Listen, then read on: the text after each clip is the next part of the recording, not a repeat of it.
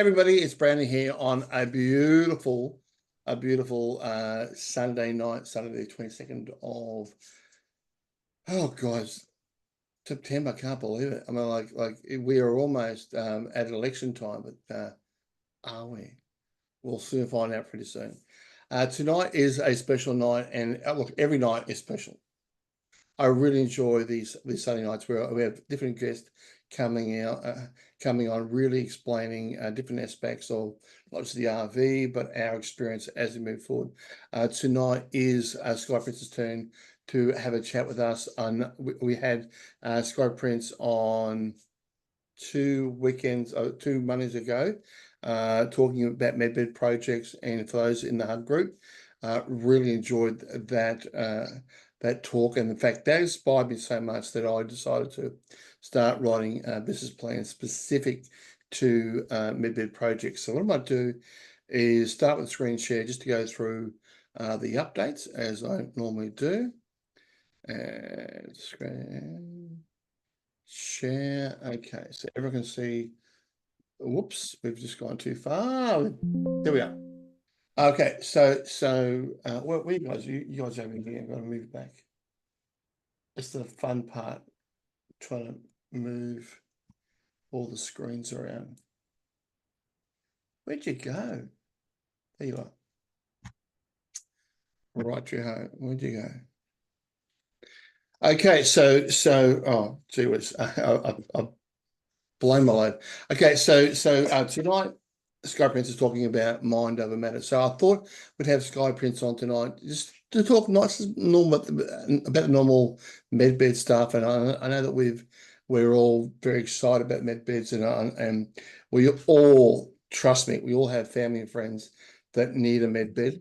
And we're waiting for that process to happen. But you know, a lot of this has to do with our own mindset, the way that we tackle what's coming forward, and quite frankly, what may well come forward in the next week, 2 weeks, may well be something that for those who aren't prepared may freak them out.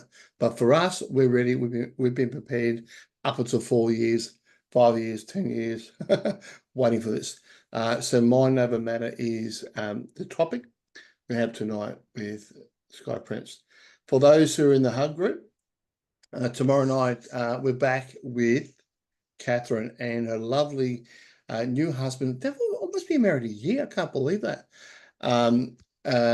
Catherine has been on the collective many times talking about humanitarian projects. Her as a pastor, what she got into a long time ago was actually funding humanitarian projects, and with what she's done, she has, and her group have got something in the order of $800 billion worth of projects ready to go as soon as this RV funding happens. Her new husband, Peter, who will be on the call as well, he is a project manager. He's done billion-dollar projects, and one of the projects he's working on at the moment is a gold mine that involves some humanitarian projects. So he will be on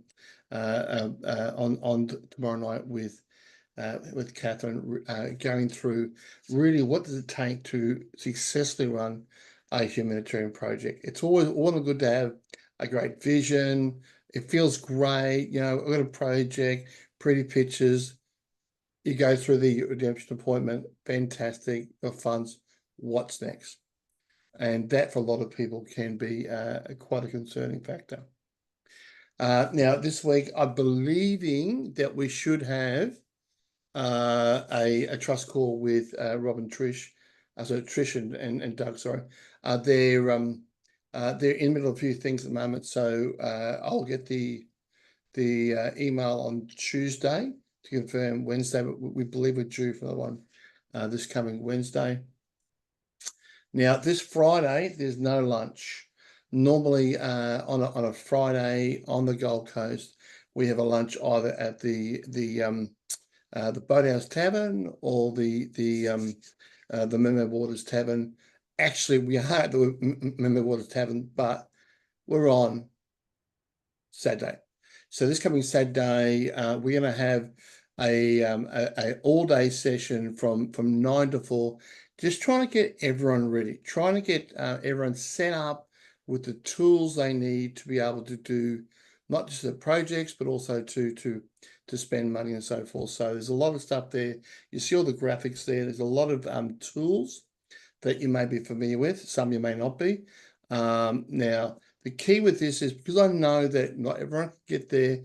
I've been posting for the last 2 weeks these little graphics and supporting details into the collective and into the huggers. And a lot of them are tools that you can set yourself up with right now in preparation for when the funds comes. A lot of crypto tools, particularly Crypto Prime, obviously XMN to hold your XRP in a safe place. Exodus, I use that to transfer funds from, say, CoinSpot and exchange to Exodus and then on to the end destination, because a lot of exchanges don't like you sending funds to certain entities. So therefore using Exodus is a great way of doing that. The Revolut card, I've just got that card last week. Brilliant little card, very similar to Wise, if anyone's used the Wise card. But the cute thing was that I was able to design the card, a nice little lilac card with the word hug and a little aircraft logo on it. So it's quite cute. So that was a nice bit of personalization. The ledger, everyone should have a ledger by now, or a Trezor to store their long-term crypto off exchange. Rob, there's 2 people in the waiting room, mate. The WAX is a great card to be able to transact with crypto. So you have a WAX account, you have crypto on there, and then you can literally spend as like a normal debit card. Sadly, my card got cancelled because I was involved with something of a scam. No, it's not. It's just something that I understand. But I am signing up for the Crypto Prime card, which is I think it's $300 US to get the card. But what it means is you have a massive amount of spend per day. In fact, the $1,000 card can allow you to spend unlimited per day on crypto. So if you see a house you like worth $3 million, tap the card, you bought it. So these are the other resources I've been putting non-stop into the collective. I'll probably do it again for the call just to remind everyone. But these are just tools that I want to give you guys and give you an understanding of what you can use in order to prepare yourself for now and for the future. The other tools as well, which I know a lot of people are taking advantage of, looking at the right-hand side, the Quantum CV. It's a crypto program that is paying out 1.6% per day, and it works. A lot of people within the huggers, within Rob Tom's group and the collective are actually not having to work. In fact, my wife's about to resign tomorrow because our fund can basically replace her income, more so than that. So that's just something that will it work on the other side? I don't know, but I don't know when. I don't know when the RV is going to happen and when we need funds, but we have to look at what we can do right now to get us to where we need to go. So that program there has been an absolute godsend for us. That's my daughter playing games. She screamed in the background. That's her. Cryptex is another long-term investment strategy. And of course, the thing that I'm really keen about at the moment is Fix, which is a simple product. Fix, which is simply something you squeeze into a drink and you lose weight. And I've lost 6.2 kilograms in the last 2.5 weeks. I haven't lost much weight. I'm putting one into my drink right now. my coffee. I haven't lost much weight in the last week, but I lost inches, and that's fantastic. Doesn't matter what you weigh on the scales. What's your look like? So for me, I can jump into some shirts that I haven't never worn because I bought them and I'm too fat. It's exciting to be able to be in that kind of a situation where you're just starting to see some weight losing. So that's pretty exciting. Okay, medbed projects, or more than that, business plans. I put out a post into the collective in the Huggers today, and then Wolfie saw it and put it in his group. And then I'm getting all these requests for appointments for medbed projects. Now I've done over 20 medbed business plans, and they're done in a style that's fairly generic, but I thought, well, hang on, this is a big important part of things. So I looked at what you can add to a conventional medbed conventional business plan to make it more compliant to what is a medbed project. So things like security, all the medbed services and the training is involved is all in the new template that I'm doing. So I've had a number of people this afternoon make appointments. And unfortunately, guys, I'm exceptionally busy. I've got my first. I've got a couple of appointments available on Friday. I've opened up. I don't normally work Fridays, but I'll open up Fridays to help people find a date close. But the majority of my dates are available for appointments in October on Zoom. So just be aware of that. So I will try and if you send me through your medbed project, I will try and get it done well and truly before the appointment. But the actual appointment to discuss the project is probably going to be into October, just based on the workload I have right now. And I've cancelled Fridays next 2 weeks just to try and keep up so I don't normally work Fridays or Saturdays or Sundays, but I've opened up some time slots.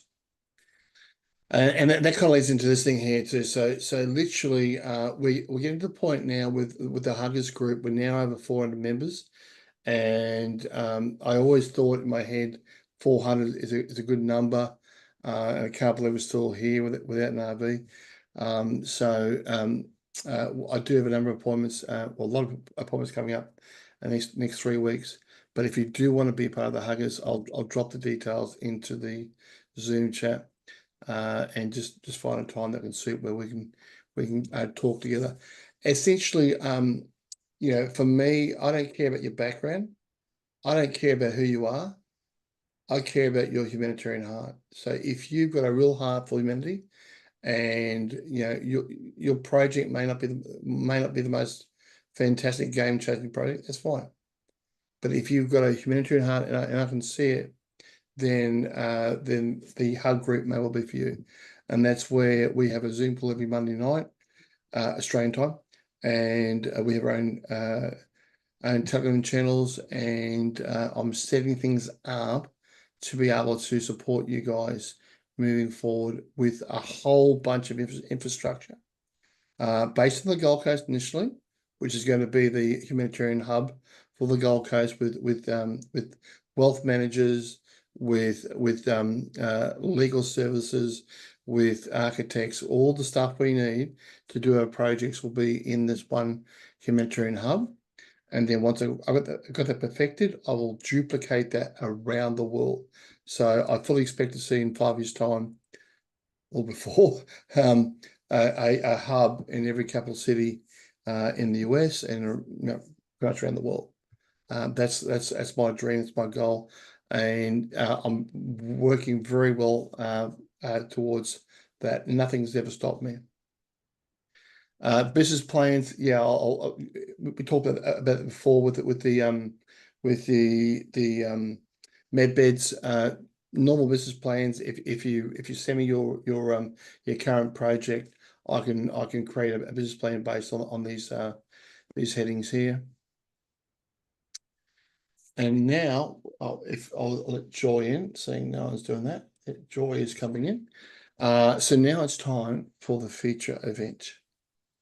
Now, tonight I want to talk about, not me, but Skye Prince is going to talk about mind over matter. Now, for me, again, I just want to unshare the screen.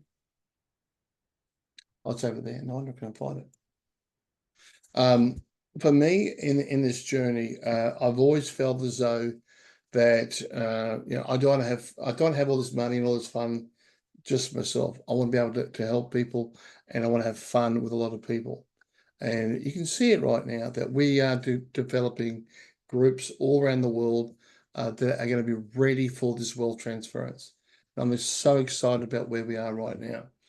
And, look at what happened 2 weeks ago when Skye Prince was on our Huggers group.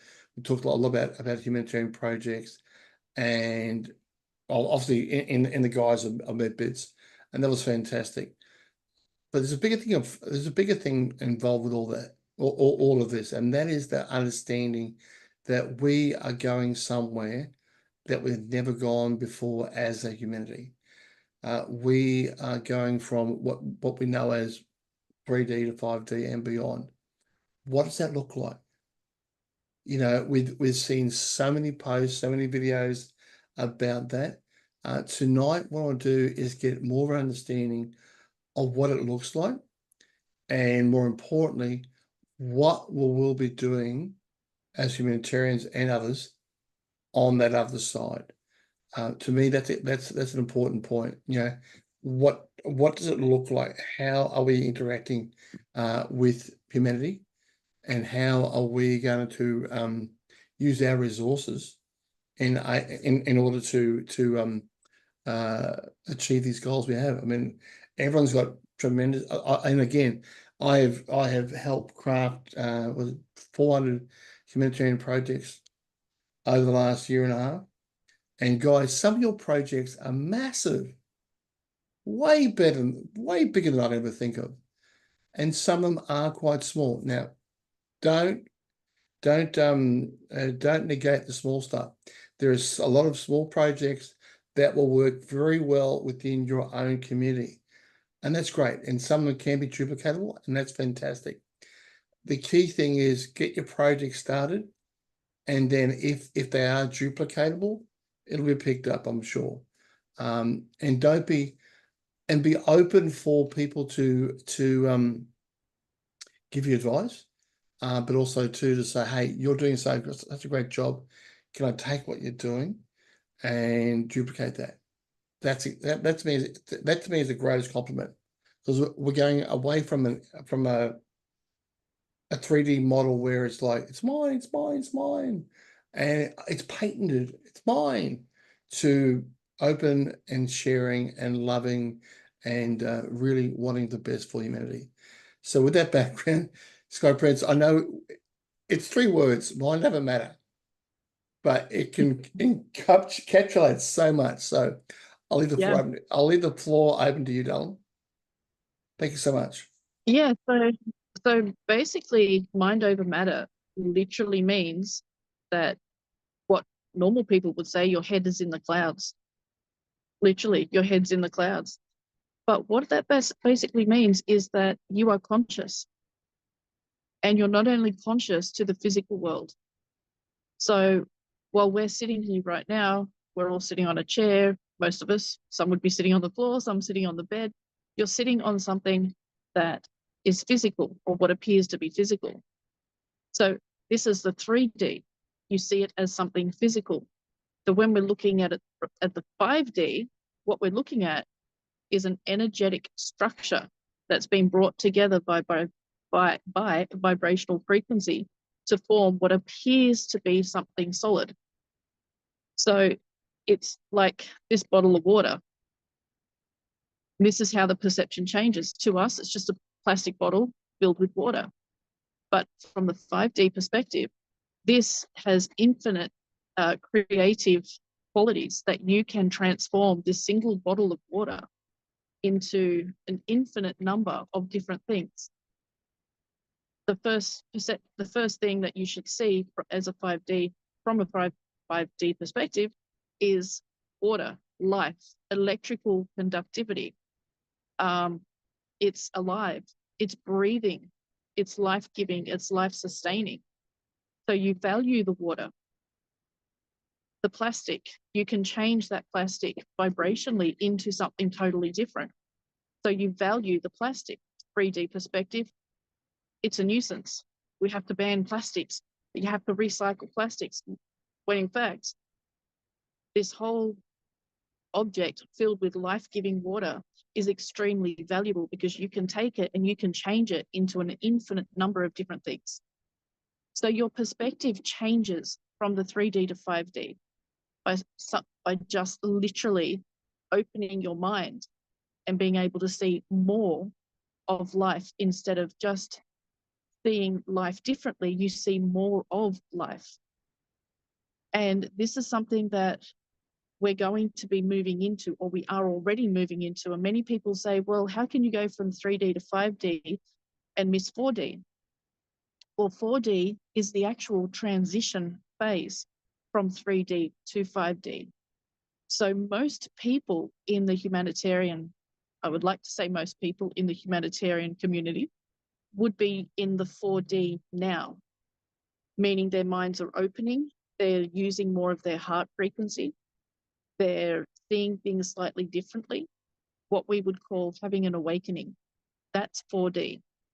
Once you understand and come from a heart space and see more of life in every way, then you're moving into the 5D. And this is where humanitarian projects are not needed. The 5D New Earth, what people must understand, projects are not needed in the 5D New Earth, because a humanitarian project is admitting and saying there is something wrong. And that is a 3D mindset, because there is never anything wrong.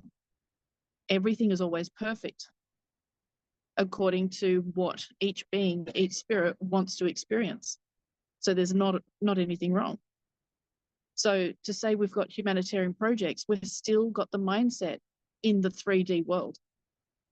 So we need to move away from that term as to building an entirely new civilization, instead of trying to fix or heal something that is not already broken.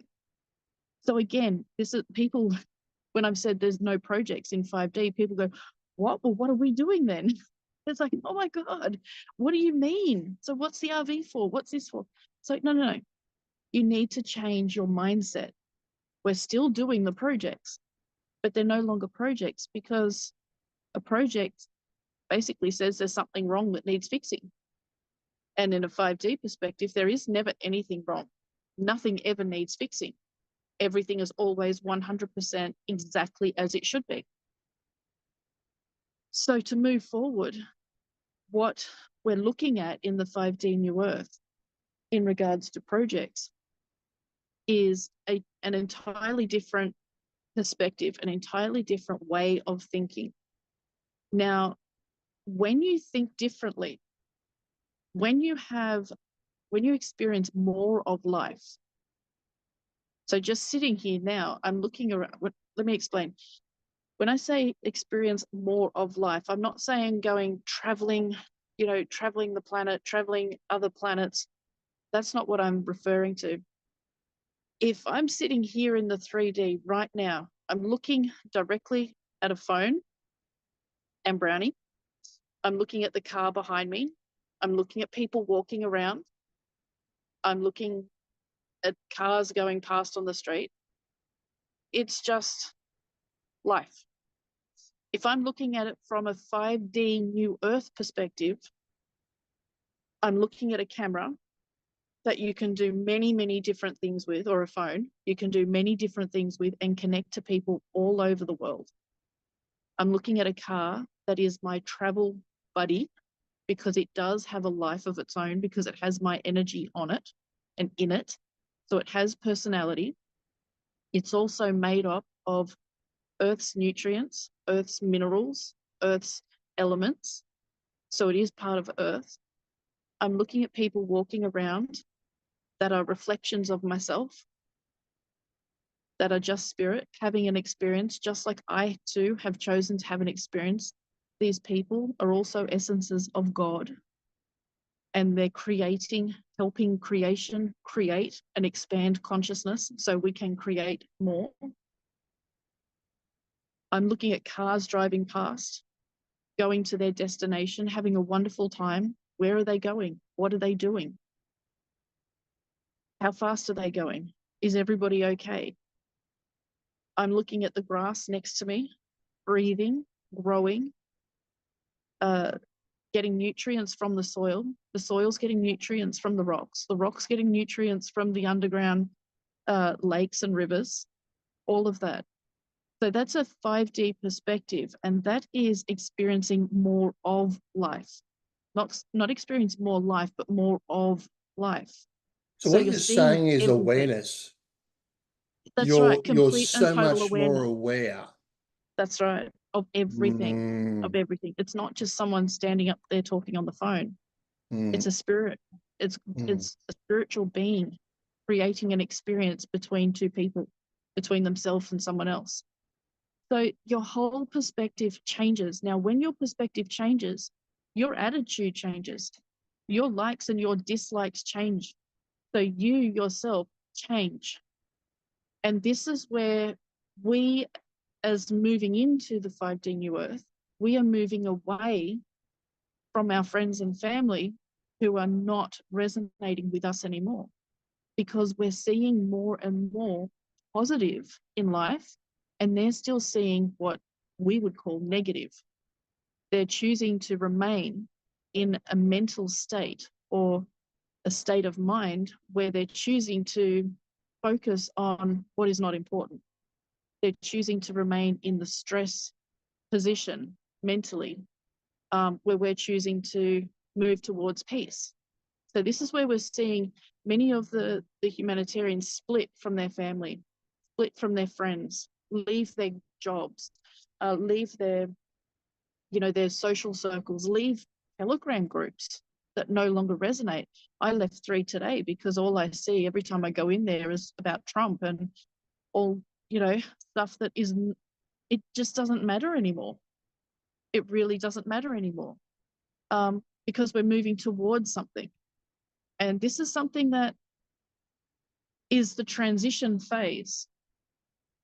You're transitioning from a mindset where you see everything as you see it to a phase where you see everything as it's created. So you can see 10 different potential realities just from one single event, where in the 3D, you would see one event. That's it. So it really is important. First, you need to go into your heart. Okay, that's absolute, into your heart. Less judgment. I did a video the other day when the second assassination attempt of Trump, and I was in a couple of groups, and there were people, humanitarians, calling for that shooter's torture to give information who ordered it, by tying them to a chair and hammering their hands and their knees until they gave up information, to waterboard him, to chop off his fingers until he gave up information. And this is coming from so-called humanitarians. And I'm like, are you serious? Like, and they didn't see anything wrong with that. They did not see anything. Well, we can't stand for this. It's like, yeah, okay then, see you later. And I straight away left those groups. Like, if that's your attitude, then I won't be seeing you ever again anyway, because you're not part of the community, you're not in your heart. So the very first thing you need in order to transition into the new earth is your heart. If you don't have the heart, meaning you don't have the compassion, you don't have the empathy, you don't want to help, and you just want to fill your own pocket, then you won't be transitioning into the new earth. because the new earth, the 5D, is all about the heart, not only the mind, but it's the heart, and it begins and ends with the heart. Now, once you've got the heart, your vibrational frequency will naturally start rising, just naturally. You don't have to do anything. And that's when you start noticing that you're becoming less judgmental. That's when you start noticing you're scrolling social media and you see a video or a photo of a dog, let's just say, falling off the lounge. And you feel the thump and you go, oh my God, that poor dog. I wonder if he's okay. That's where you'll see a video of somebody doing some stupid crap and they end up, unfortunately, doing the splits. And that's when you can feel it, but not, yeah, you can laugh at it, of course, because, you know, that's what friends do, is laugh first and help second.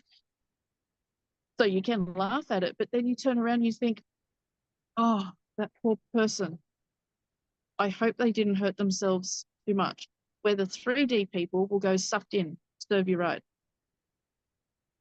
Okay. So you'll start to find yourself being more loving, more compassionate, more empathetic. You'll start noticing how in traffic, you don't get angry anymore.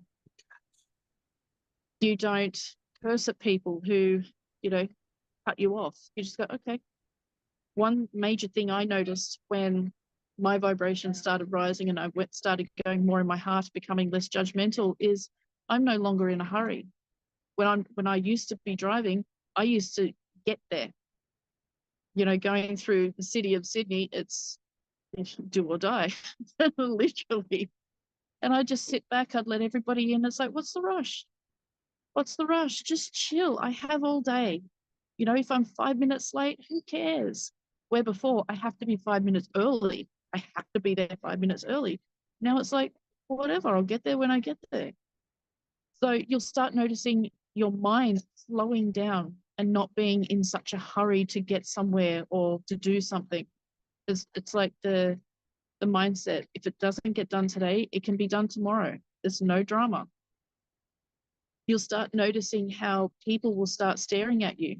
I had one gentleman today with his wife or his girlfriend, and she was looking the other way going down an escalator, and he just stared at me.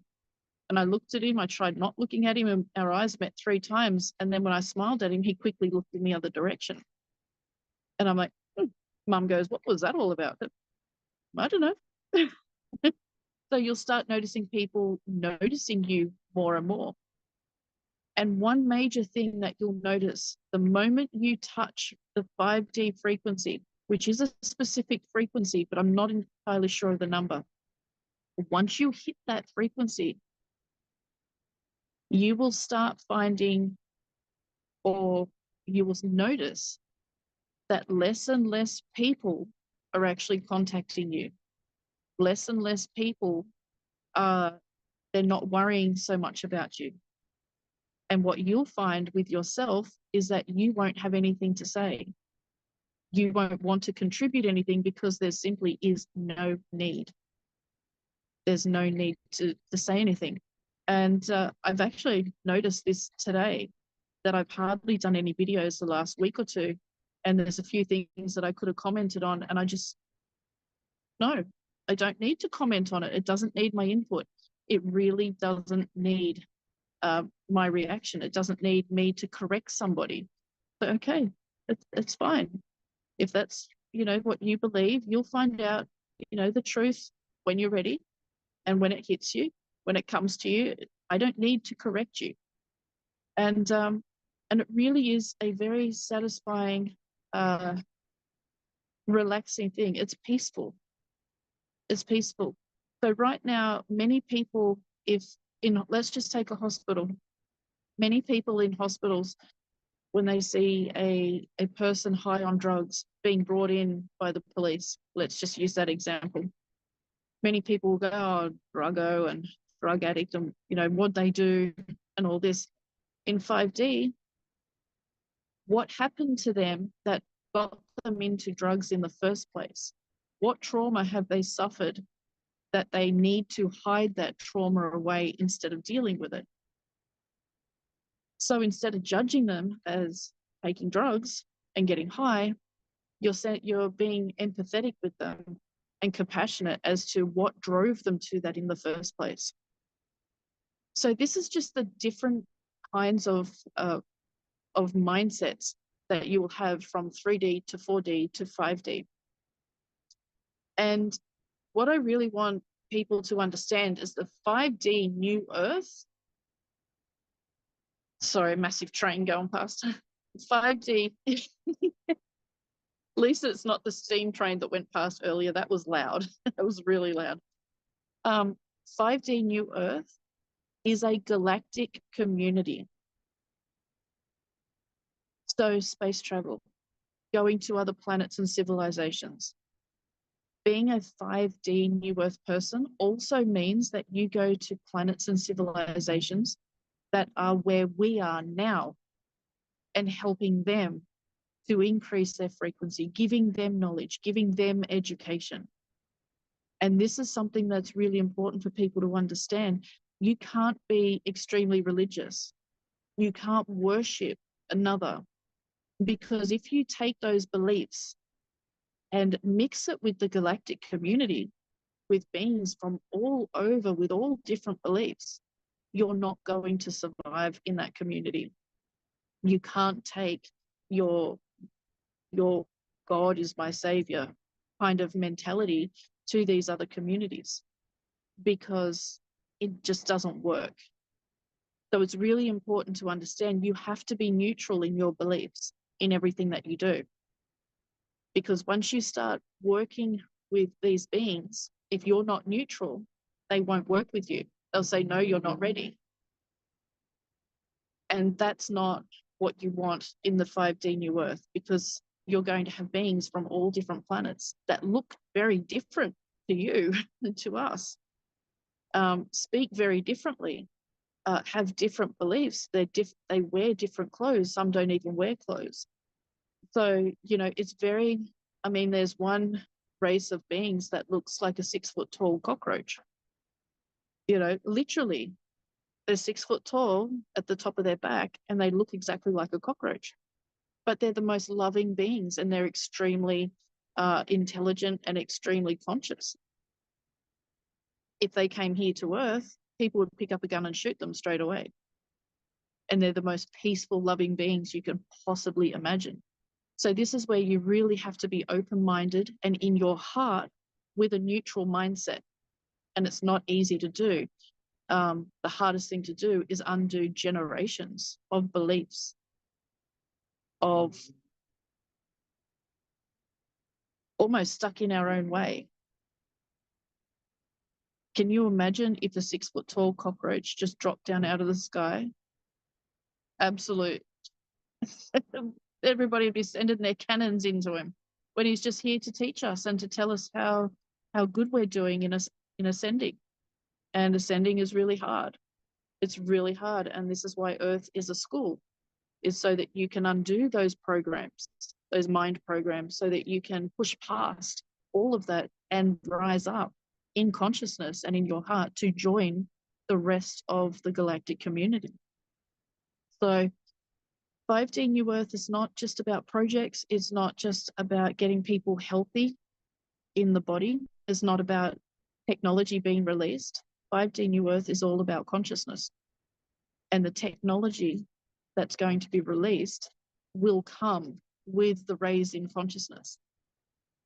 So this is why medbeds will be introduced as military created technology, because the population is not ready for the truth.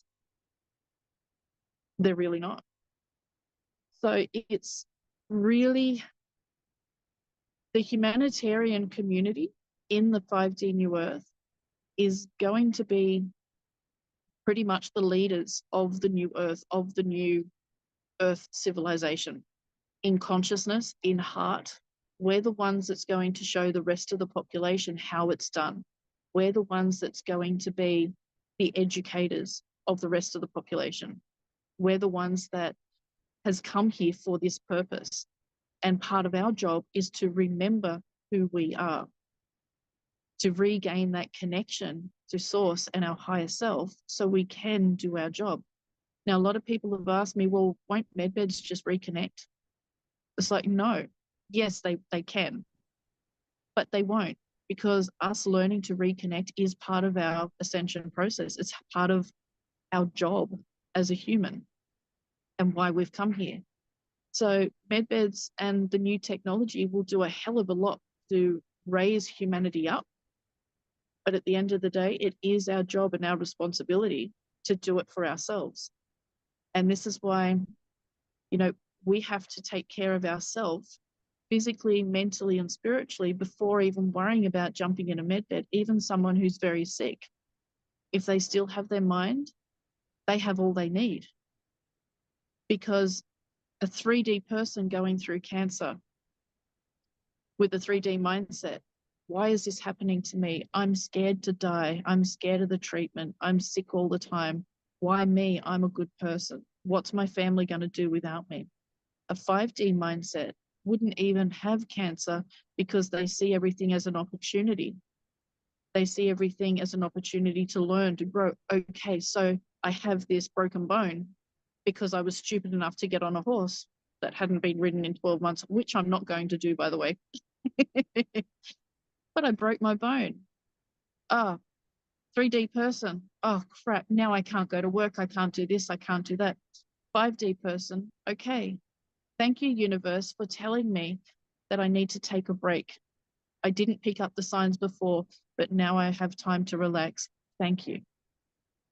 And then the bone will regrow and heal much quicker because the opportunity was taken. The lesson was learned. Where the 3D person would have to go through physio, would have 12 weeks of healing, would probably have to have surgery, etc., because they haven't taken the opportunity. They haven't seen it for what it is. So a 5D mindset, everything, there are no speed bumps. There's no mountains to climb with a 5D mindset because you see the opportunity and the goodness in everything. Where 3D, it's all up, down, up, down, up, down. 5D has its challenges, but they're not challenges, they're opportunities.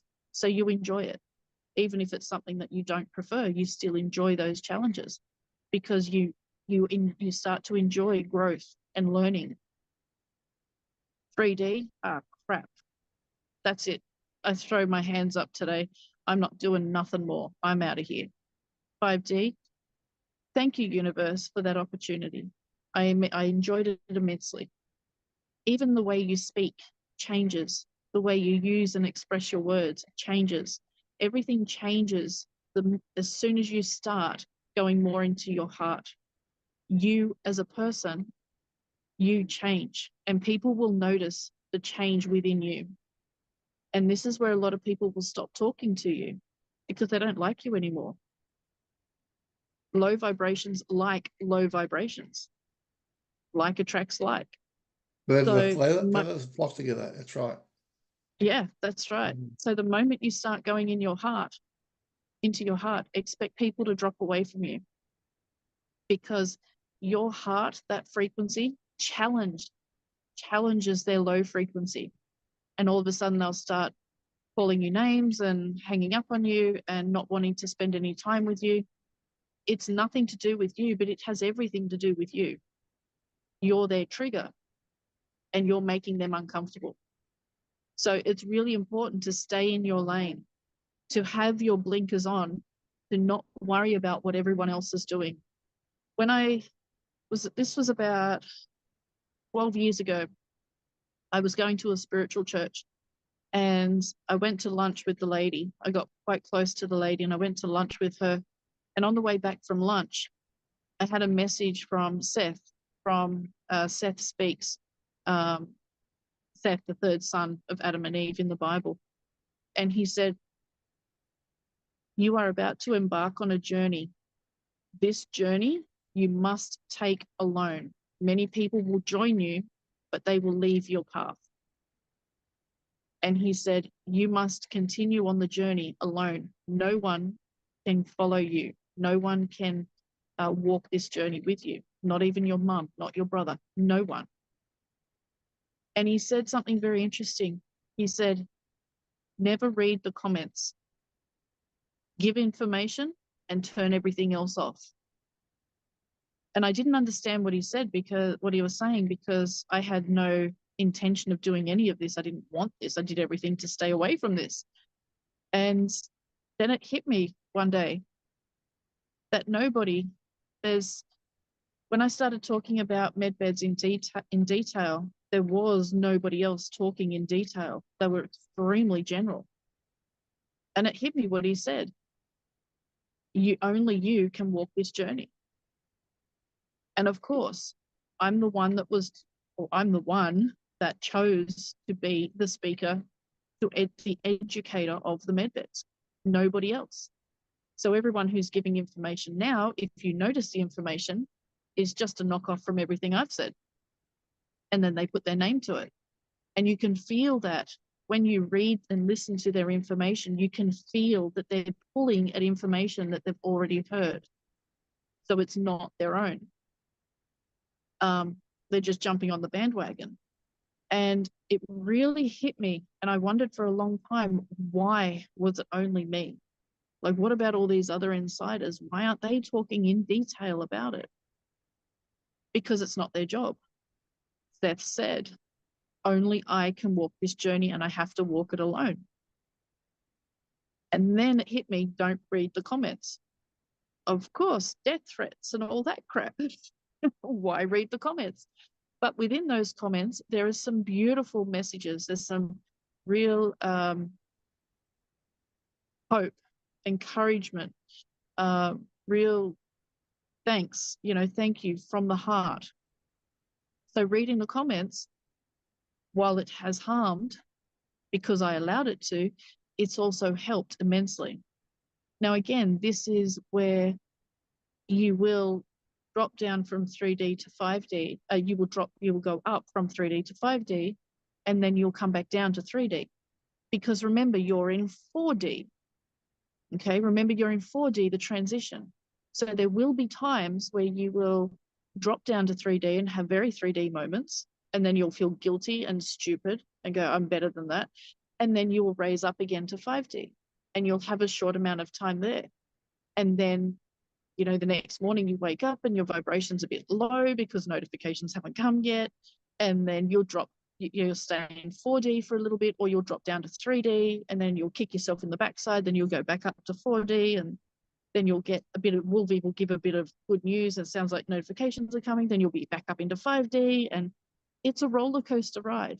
But the trick is to keep it balanced somewhere in the middle and spend more time having 5D moments and spending longer in those moments and having less time in the 3D moments and less of those 3D moments. So you want to be mid 4D to high 4D pretty much all the time, and having the really good 5D moments. And then it's okay to drop down every now and then back to 3D.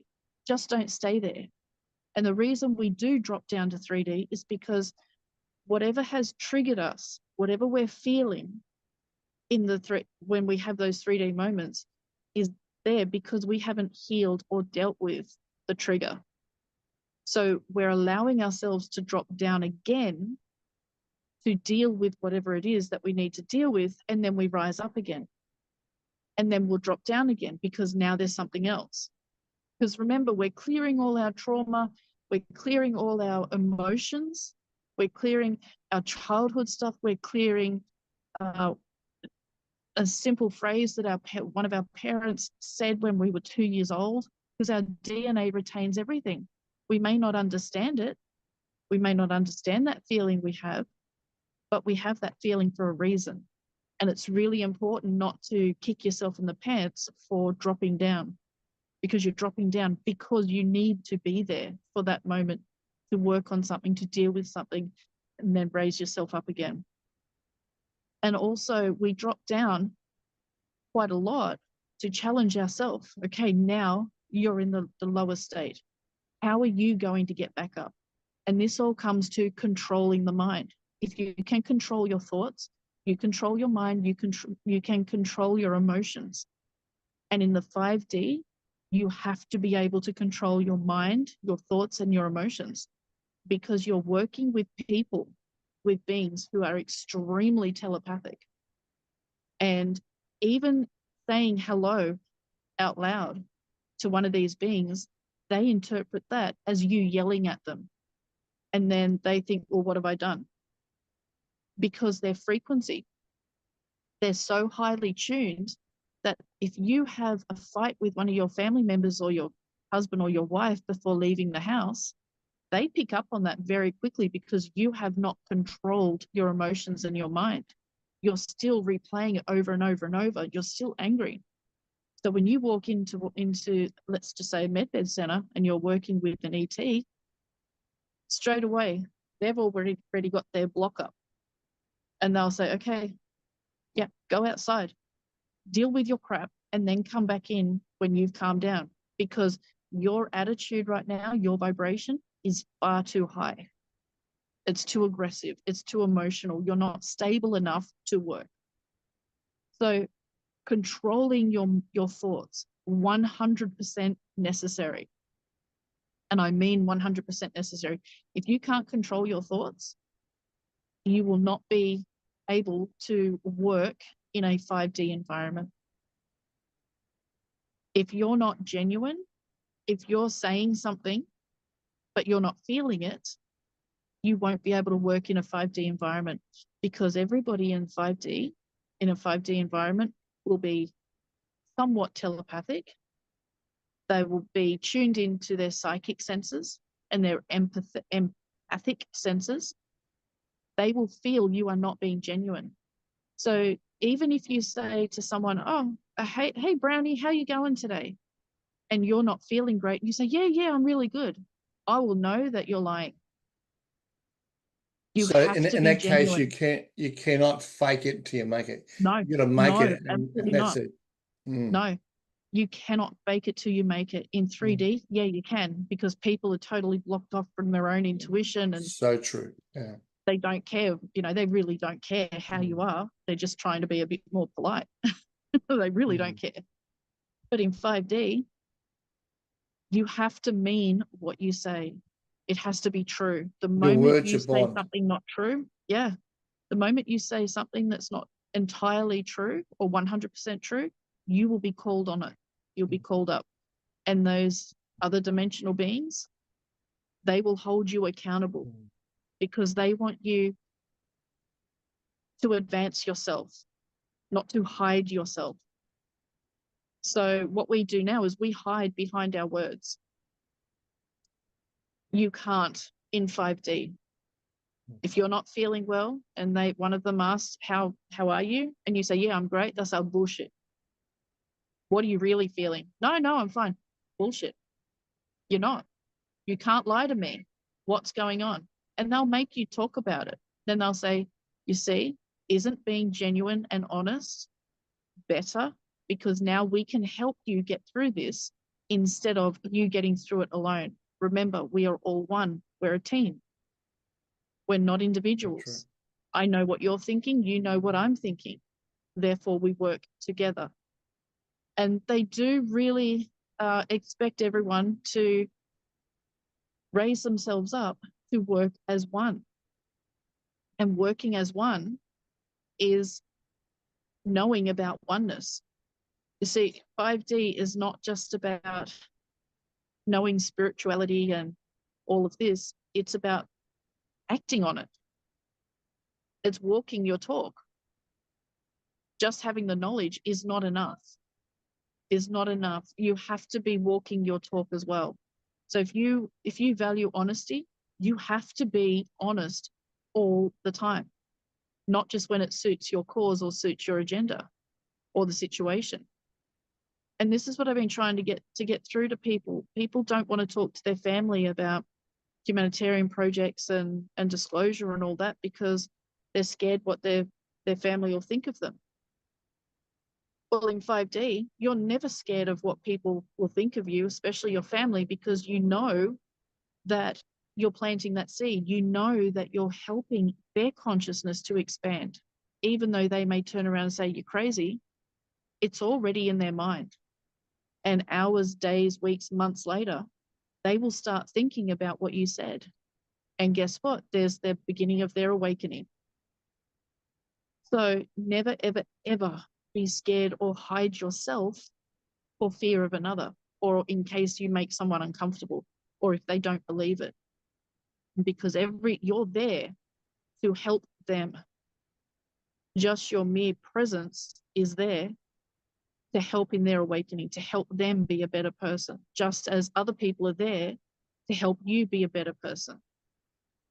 So never, ever, ever be afraid to talk to people about this stuff. Whether they believe it or not, whether they call you crazy or not, is completely irrelevant. Completely irrelevant. It's about you planting the seed to assist them and their spirit in beginning their awakening, beginning their ascension. And that is so important. Really, really important. I saw a post on Facebook. Sorry. Yeah, No, yeah, go. to say, I think where you're coming from is you get to a point where you don't care about what people think about you. You just know that Yeah, you're on the right path. You're ascending. yeah, You're doing your work. You're doing your calling. It's a bit like Wolvie. I mean, like Wolvie is a classic example. He takes all the slings and arrows for us, but he doesn't care. He just marches on. He knows yeah, he's there for a higher calling. Same with you, and same with so many other people. We're not here to win friends and influence people. We're not here to be favorites. We're not here to be liked. I don't care if you don't like me, but I've got a job to do that's and right. I'm doing it. And come for Yeah, a ride, fair enough. If not, that's fine too. It's all good. exactly. Yeah, that's right. And last Christmas, we're watching a movie on Netflix, and it was a movie about, this woman meets a prince, doesn't realize he's a prince, and then, he falls in love and all of that. And she said to him, she said, well, there's a lot of people here that don't like you. And his words have really stuck in my mind. And he said, I'm not here to be liked. I'm here to do a job, and that's to look after the people. People liking me is irrelevant. I'm here to look after them. If they don't like me, then tough. It's not my problem. It's none of my business if they like me or not. I'm here to take care of them and make sure they're safe and have everything they need. And it is so true. It's the same as Trump. He is here to help free humanity. It doesn't matter if people like him or not. He's here to do a job. And he's doing that job. And people don't like him for it because he challenges them. He takes them out of their comfort zone. That's a So it really, great example, Dale. That is probably one of yeah, the best examples I've heard thus far. exactly. Fantastic. Yeah. So it doesn't matter who likes you, even your own family. Half my family disowned me. They threw us out on the street, literally, because I talk about crazy stuff. That's fine. Don't come to my castle then. It's quite simple. Don't come begging on my castle door because my security guys won't let you in. And I say that as I'm laughing, and of course they will be let in. But this is where I had a good chat to Anu, one of the High Council members on Venus. He asked me, he said, if your family came knocking on your door for help after the RV, will you help them? I said, nah, no way. They kicked us out on the street. And he said, do you mean that? And at the time I did, because I was hurting. And as time's gone on, I said, of course I'm going to help them. Of course. But I won't play host to them forever, because they also have karma, and it's part of my job to set boundaries. I will allow them to be helped. I will help them, but I won't allow them to use and abuse me like they did before. So I will help them to a certain extent, get them set up, and then they're on their own. Then it's up to them. Just like being homeless, we've had to work things out for ourselves, and we haven't had anyone to help us. So it really is, consciousness is hard. Going into your heart is hard because you want to say no to people who have hurt you, but at the same time, you understand that they hurt you for a reason. And I love the fact that my family has thrown us out. Otherwise, I would never had this opportunity, even though I don't like it. I can't stand it, but I've met some amazing people. I've learned to focus in my meditations when there's fights going on outside and police turning up and arresting people, drug raids and drug deals next door, and I can hear them through the wall dealing drugs while I'm meditating and learning to redirect my focus into my own meditation.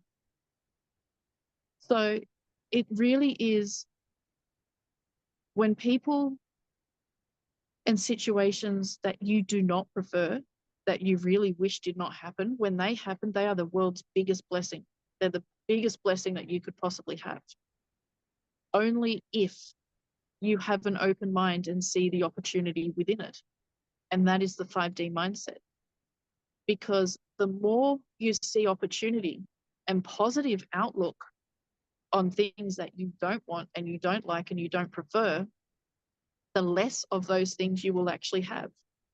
And each challenge will get less and less. Instead of being a mountain, now we see it as just a little speed bump.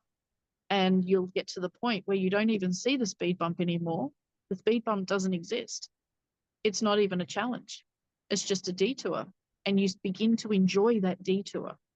You begin to enjoy every part of it because you know that you're going to get so much out of it. And it becomes the challenges we face now where we say, I don't like that. It actually ends up being exciting where you can't wait for a new adventure because it is always something new to learn. And one thing that I'm really starting to do is study consciousness and human behavior and how people think and compare that to how ETs think and how the universe creates, how consciousness in itself is the creator. And it is so, so fascinating. And that's why I said, why don't we call this tonight's session Mind Over Matter? Yeah. Because every single part of life is the mind. Your physical existence doesn't matter. What you experience physically is nothing. It's how you choose to view it, how you choose to react to it, that makes the experience. And you can change the worst experience of your life into the most exciting, valuable experience ever. I said to a lady one day, she actually stayed here, and she was sexually assaulted by a top politician who I better not mention their name here in Australia, and it was covered up completely. And it went to the top level court. It was all completely covered up, and it was thrown out of court. They were all paid off, and yeah, real big drama. And the case buried, and no one would listen to her. She was labeled crazy, all to cover up this situation, this experience of this woman.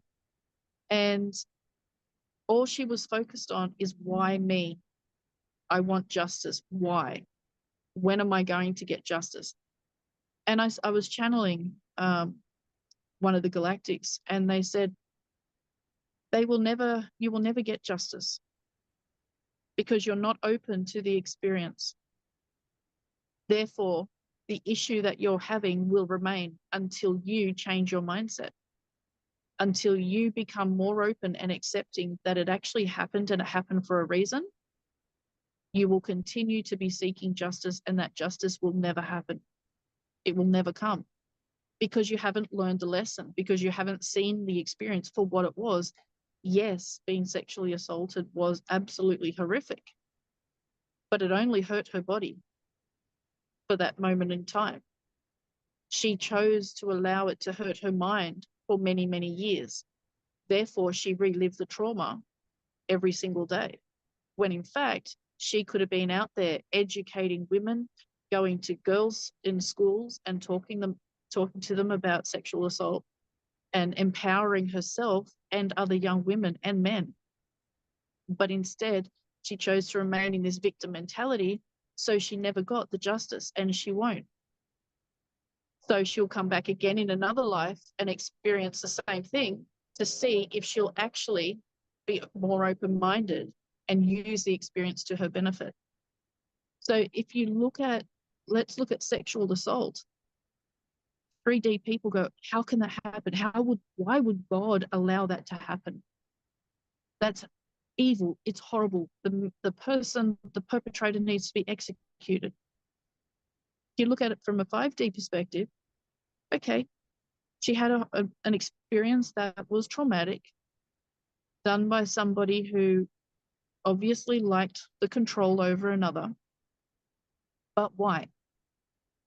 Why was that experience allowed to happen in the eyes of God? Well, yes, traumatic, but it only hurt the body. And the body heals. And the body will heal by you healing your mind. So let's have a look at your mind. Why is the woman, let's take it as a woman being sexually assaulted, why is the woman playing the victim? She feels the loss of control. She feels humiliated. She feels like she has no power over herself anymore. She feels threatened. These are all psychological things that you need to deal with. It has nothing to do with the actual event of being sexually assaulted, and everything to do with fixing, well, not even fixing, but strengthening her mind. So if she's feeling that she has a lack of power now, her power's been taken away, stand in your confidence. What can you do to strengthen the power of your mind, to take back your control of your life? If she no longer has confidence in herself, what can she do to address that?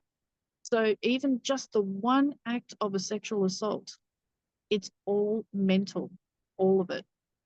It's only that the physical life just gives the opportunity to experience something that seems like it's a real experience, just for the mind to work out things, just for the mind to evolve and create and see different perspectives of the same event.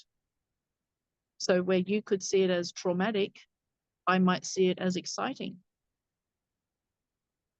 It's just different mindsets, and that's with every single thing. So take a medbed project. Let's say I want to have 20 medbeds. People might see that as greedy and egotistic. I might see that as an opportunity to give more people more jobs so they can go and have wonderful times with their families. People might see someone having a humanitarian project as a very small garden in their little country town. There's only 100 people. Why would you do a project there? What a waste of time, a waste of money. No, there's 100 people there that need the opportunity to grow food and have that space to do it. You're the one that has the ability to stand up and say, here it is. I give you this opportunity. You may be that one person's angel that wants to go on and be a horticulturist in that country town, but never got the opportunity.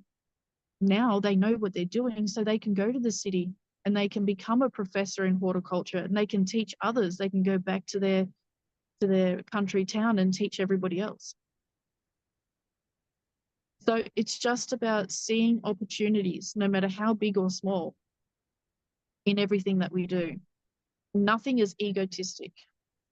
Even people who we say, oh, you're just coming from a place of ego, they're coming from a place of wanting to learn more.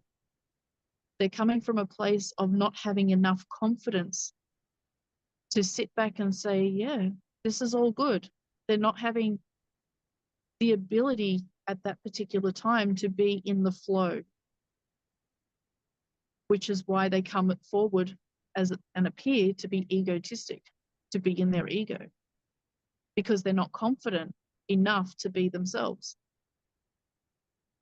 So it really is important, no matter how big or small you're thinking, to expand it, to see other opportunities, to see things not as you are, not as you think they are, but as creation creates.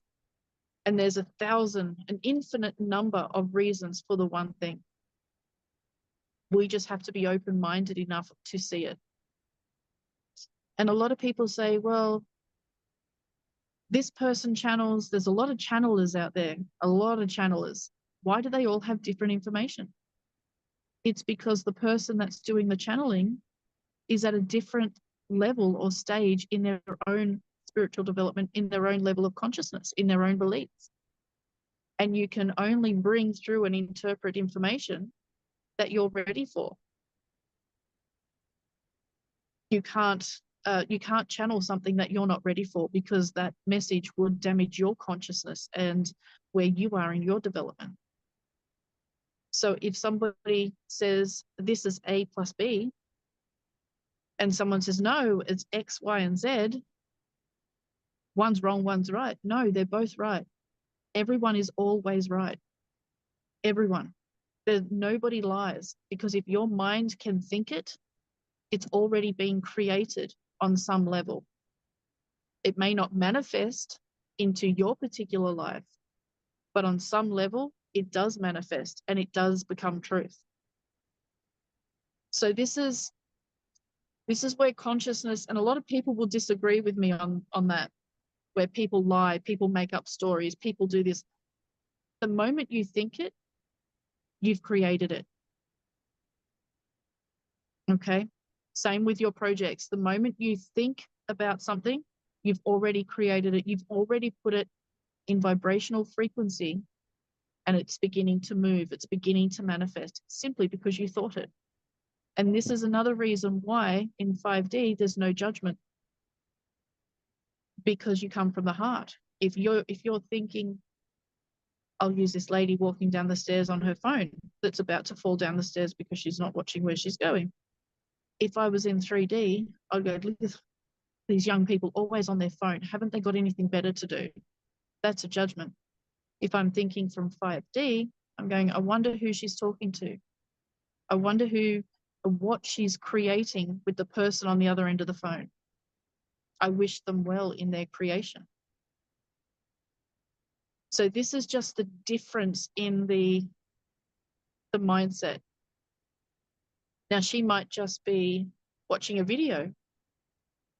I don't know. Wouldn't have a clue. And I don't want to know, because it's not my reality to know.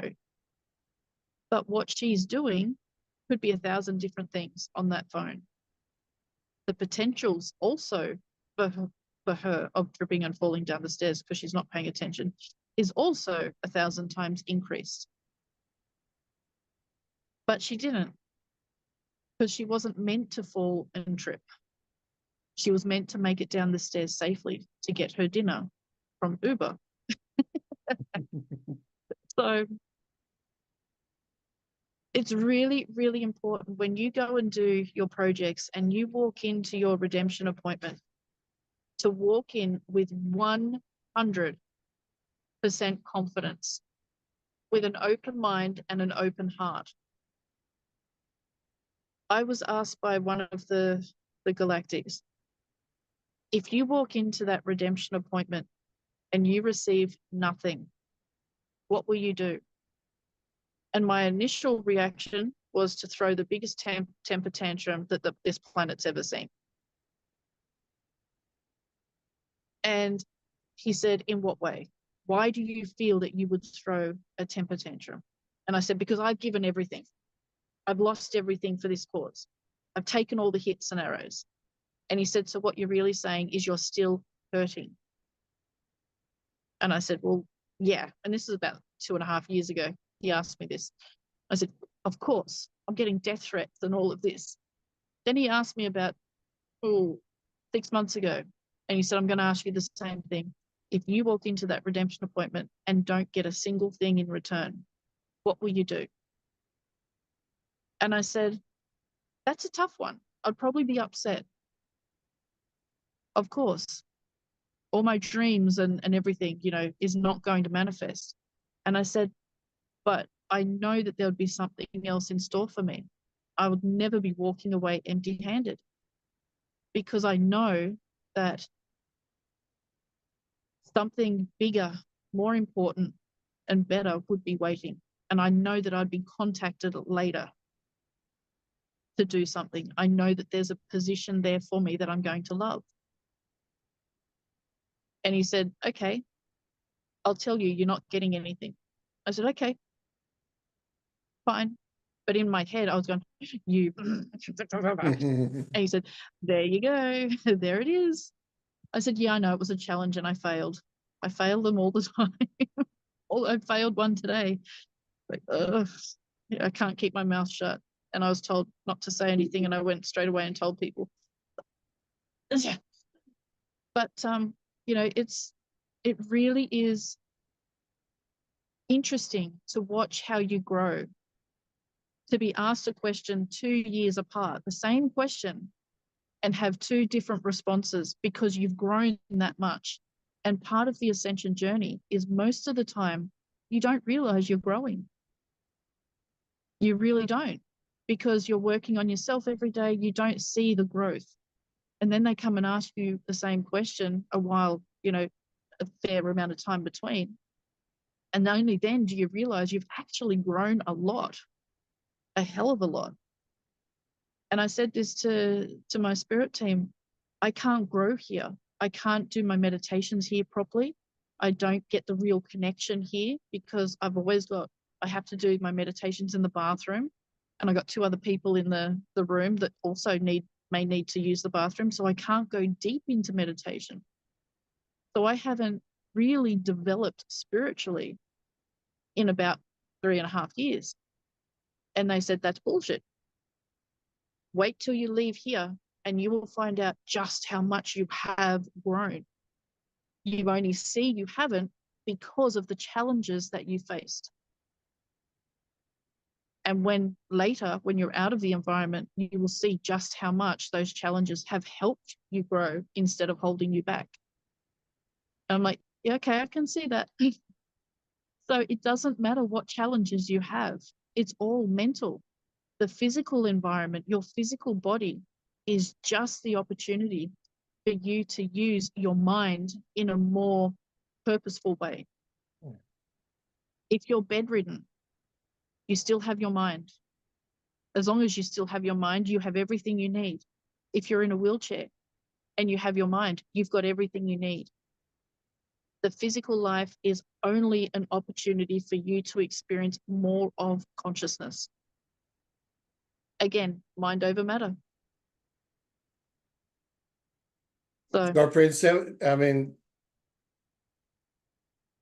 that's just brilliant. I mean, like if you understand that, then all challenges you can overcome.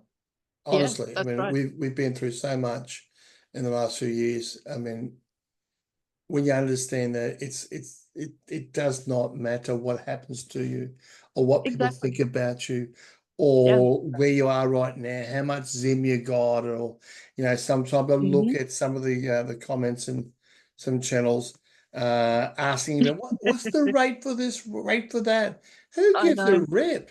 Yeah. I mean, at the end of Yeah. the day, with give me $500,000, I can be settled. Everything else I can do projects with. It's That's not right. Yeah. it's not about the money. It's about it's a mindset. No. It really Yeah, is. exactly. Yeah. I was asked by someone if I didn't receive enough money to do any projects, would I work in a project? And that was a really hard question for me to answer. Would I work in somebody else's project? My ego says no way, right? My ego says no way. My heart says yes, but I don't want to look like I am. I don't want to have the name Skye Prince because I don't want to be the spotlight of that project.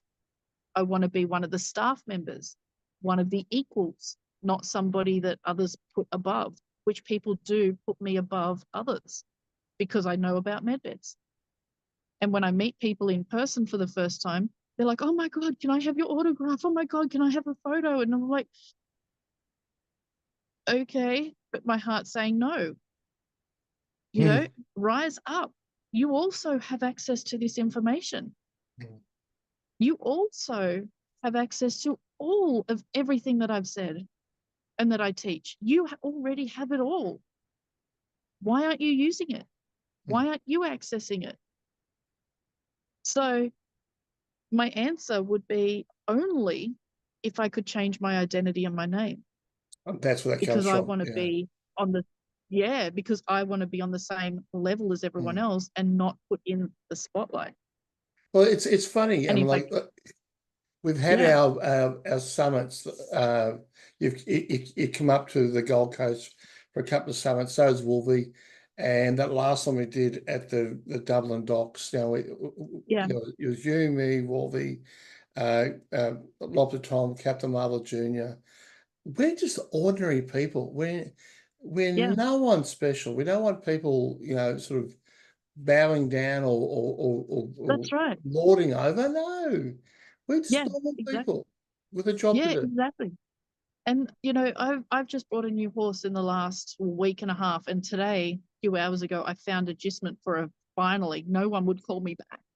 It's like I rang about 25 agistment places. 3 said yes, I have a place for her, and then never contacted me. I'm like, okay, well, what's your address? And I'll get her sent on. They didn't contact me back, and they've seen my messages. I'm like, okay, the universe is putting a block there, not meant to go there. That's fine, not a problem. Yes, I was pulling my hair out and banging my head against the wall in frustration, but it happens for a reason. And, I was going to show everybody my journey with my new horse. She hasn't been ridden in over 12 months. I haven't ridden in 10 years. So I was going to, video log or vlog everything and all that. And then I got a few nasty comments, which I don't want. I want to enjoy my time with my horse. And then I thought, well, maybe I should just keep it private. And as soon as I mentioned about keeping it private, people were messaging me saying, no, we have to, you have to show us because we enjoy it. But a lot of people were saying, I want to see it. I want to follow you. I want to see what you're doing. So they're bringing me into their life. Instead of going and creating their own life and creating their own channels, they're using me to cling to. And when I don't do a video for a few days, people say, oh, I missed you. And that's why I disappear for, a week or so and don't contact anyone or do anything, because I'm trying to push people back into their own life instead of drawing me into theirs. And people are relying on me to give them medbed information. And I always turn and say, you've got access to this information. What are you doing to access it? You are a higher dimensional being. You have the connection to spirit. You already know all this. Why are you clinging to me for the information? So it really is about not pushing people away as much, but stopping people from attaching themselves to you and clinging to you. To an outcome that they rely on you to give an outcome. That's right. Yeah, that's right. So that's right. Yeah, people rely on me to give them information instead of getting the information themselves. Well, that's probably a good segue in that. What I've done over the last 4 years is every time the group grows to 2,500, 3,000 people, I will purposely create a new group and say, hey guys, here's the new group. Go over this group, and you half go over, and then I delete the old group, and they go, where's the group gone? You weren't engaged. That's right. Engaged. So why should you? It's like these people have got 100,000 people in the group. It doesn't mean shit, because if the people aren't engaged, then it means nothing. So I've done this 5 times now. over the Yeah. last 4 years, and now we've Yep. got a group, the collective 2.0, I now call it. I think we just hit 2,500 in a very short period of time, and it's probably because of you and Wolby and maybe Peter as well. Yeah. People are connected, and that's Yeah. all I want: connection. I want people engaged, because Exactly. this next stage, if you're not on your game, you're going to get Mm-hmm. lost in the tsunami of information, the Yep. tsunami of disinformation, Mm-hmm. and you're going to feel very alone. So you want to Yeah. make sure that you're engaged and you're looking at the information. Now, I will say there's a lot of disinformation out there, and that's fine. You take what resonates with you, and it's always Yeah. been the case. You cannot be the I cannot be the answer man to everything. And nor can you, Skye, but we'll Yeah. bring forth information. I'll look at posts, and if it resonates with me, then I'll repost it. But Yeah. I don't post stuff just to post stuff. No, that's right. I'm very mindful about the impact, particularly if it's something that is a scary event or something. I go, Yeah. no, not posting that. No, it's going to lower the vibration of the group. But Yeah. if something's uplifting, yes, I'll do that. The Yeah. occasional pussycat's always good. But this is all that been right now. We all should be very much aware of what's going on. We should know that we're on the Mm-hmm. cusp of something absolutely amazing, and we Yeah. should be ready. And that is making sure you got your current is all sorted. You've got Yep. your project done, business plan if you're that way inclined, but you are ready to go. And if this thing does, now, the worst case scenario, I'll give you guys the worst case scenario, and I hate me saying this. The worst case scenario is this: that we do drag this freaking thing out to an election. There's major election fraud shown to the public. Trump wins anyway. We have to wait until January 20 for Trump to be officially in power, and then the hammer drops. That's the worst case scenario, guys. We still win, but it means that we're going to drag this crap out until January. The best case scenario is this week something happens that allows the military to step in as per the law of war manual, and we start to see some big things happen and our freedom. The truth is somewhere in between those two things. But you can't hang your hat on a date on a particular outcome. There's many a good thing out there, and you could, like, quite frankly, guys, I've hardly looked at Telegram in the last week. I've been so busy. I just literally scroll the bottom and go up a little bit and then read and move on, because there's so much going on. It's great information. I mean, we are in a great place. We are winning bigly, as they say. But we also have to live. We also have That's to right. do a job or keep doing the daily routines. You can't stop. Yeah. The worst thing you could have done was, and I said to my wife 2 years ago, resign. It's happening. It's happening. Without my wife's income, I'm not be here today. Simple as that. Yeah. Yeah. Although she may be resigning soon. Let's just say. But yeah, it is a case of we've got to move forward, and we cannot rely on one set of hopium over another. It's going to happen. Mm-hmm. We know that. We know that. As my wife says, I don't give a oh no, she doesn't use swear words. She goes, I know the plan. I know where the end result is. How we get there, I don't care. I'll just go with the flow. For those who met my wife, you know what she's like. She's just the most down to earth, centered, carefree woman you'd ever want to meet. Whereas I'm looking at all the intel and what's going to happen, what's going to happen.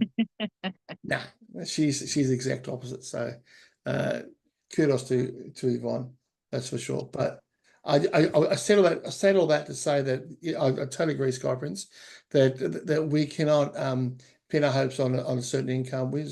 outcome. No. We're going to just go with the flow. We know it's Yeah, going to that's right. happen, and you got to Yeah. keep your vibration high. I mean, and you hear Wolverine saying all the time, keep your vibrations high.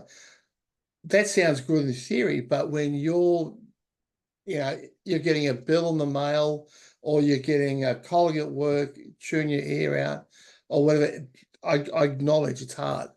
It's Yeah. hard to keep that vibration, but you do have to always be mindful of what you're putting out there. Yeah. And And it's here's a not great being example. fake, but No, just no, not real. being fake. But here's a great example. I've been wanting to get another horse for years. As soon as I stopped riding, I wanted another horse. But I didn't trust myself enough with my income. And last week, I just threw my hands up in the air and said, Mum, I'm going to do it. I trust I will always have the money to pay for her. I'll always have the money, and I'm going to get a horse trailer, and I'm going to go back out and compete with or without the RV, because I trust the universe to provide and to guide me on following through with my enjoyment and excitement. I know that it's coming. And so when the horse didn't get any bids and the sale ended, I offered money for her. And a couple of days later, it was accepted. And Mum said, now how are you going to pay for her? I said, the money will come. Trust me, because I trust Source. I trust the universe. And sure enough, the money's coming. It's coming, and it's not the RV. It's coming from somewhere totally unexpected. So if you trust the universe and follow your excitement and follow your intuition, follow your gut, it will happen. It will happen. And if your wife does resign from her job and the RV doesn't happen, it's because there's something else that she can do. Follow her excitement. What other skills has she got that can bring in an income? You know, one thing that really gets on my nerves is when Intel providers are charging for information or selling their services. I don't mind that. That's fantastic. It's when people abuse them for doing that, but expect them to give them information. Expect the Intel provider to have the information that they want, but then abuse them for selling products and whatever. It's like, well, if they didn't sell their product, they wouldn't have time to get the information that you so desire. So yes, if you want that person to give you the information because you won't get the information yourself, then they have to do something to supplement their income or to replace a full-time job, because it takes hours every day to go and find the information. Yeah, And, that's a you know, very valid point. I mean, I've never yeah, I've never publicly said it, but I mean, like I sit here 12 hours, maybe longer, every day, yeah, writing that's humanitarian right. projects and business plans and all this sort of stuff. Not because Yeah, I mean, I love it. Don't I love it? I mean, like I yeah, just thoroughly enjoy what I do, and quite frankly, once we get to the other side, and I'm starting to enact these projects. How, I don't know, but I know it'll happen. But yeah, I would not do, if I had to go back and do another job, then I'd be letting a lot of people down.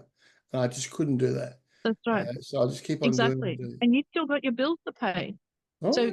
you know, if you're going to sit there for 12 hours a day, you can't do a full-time job.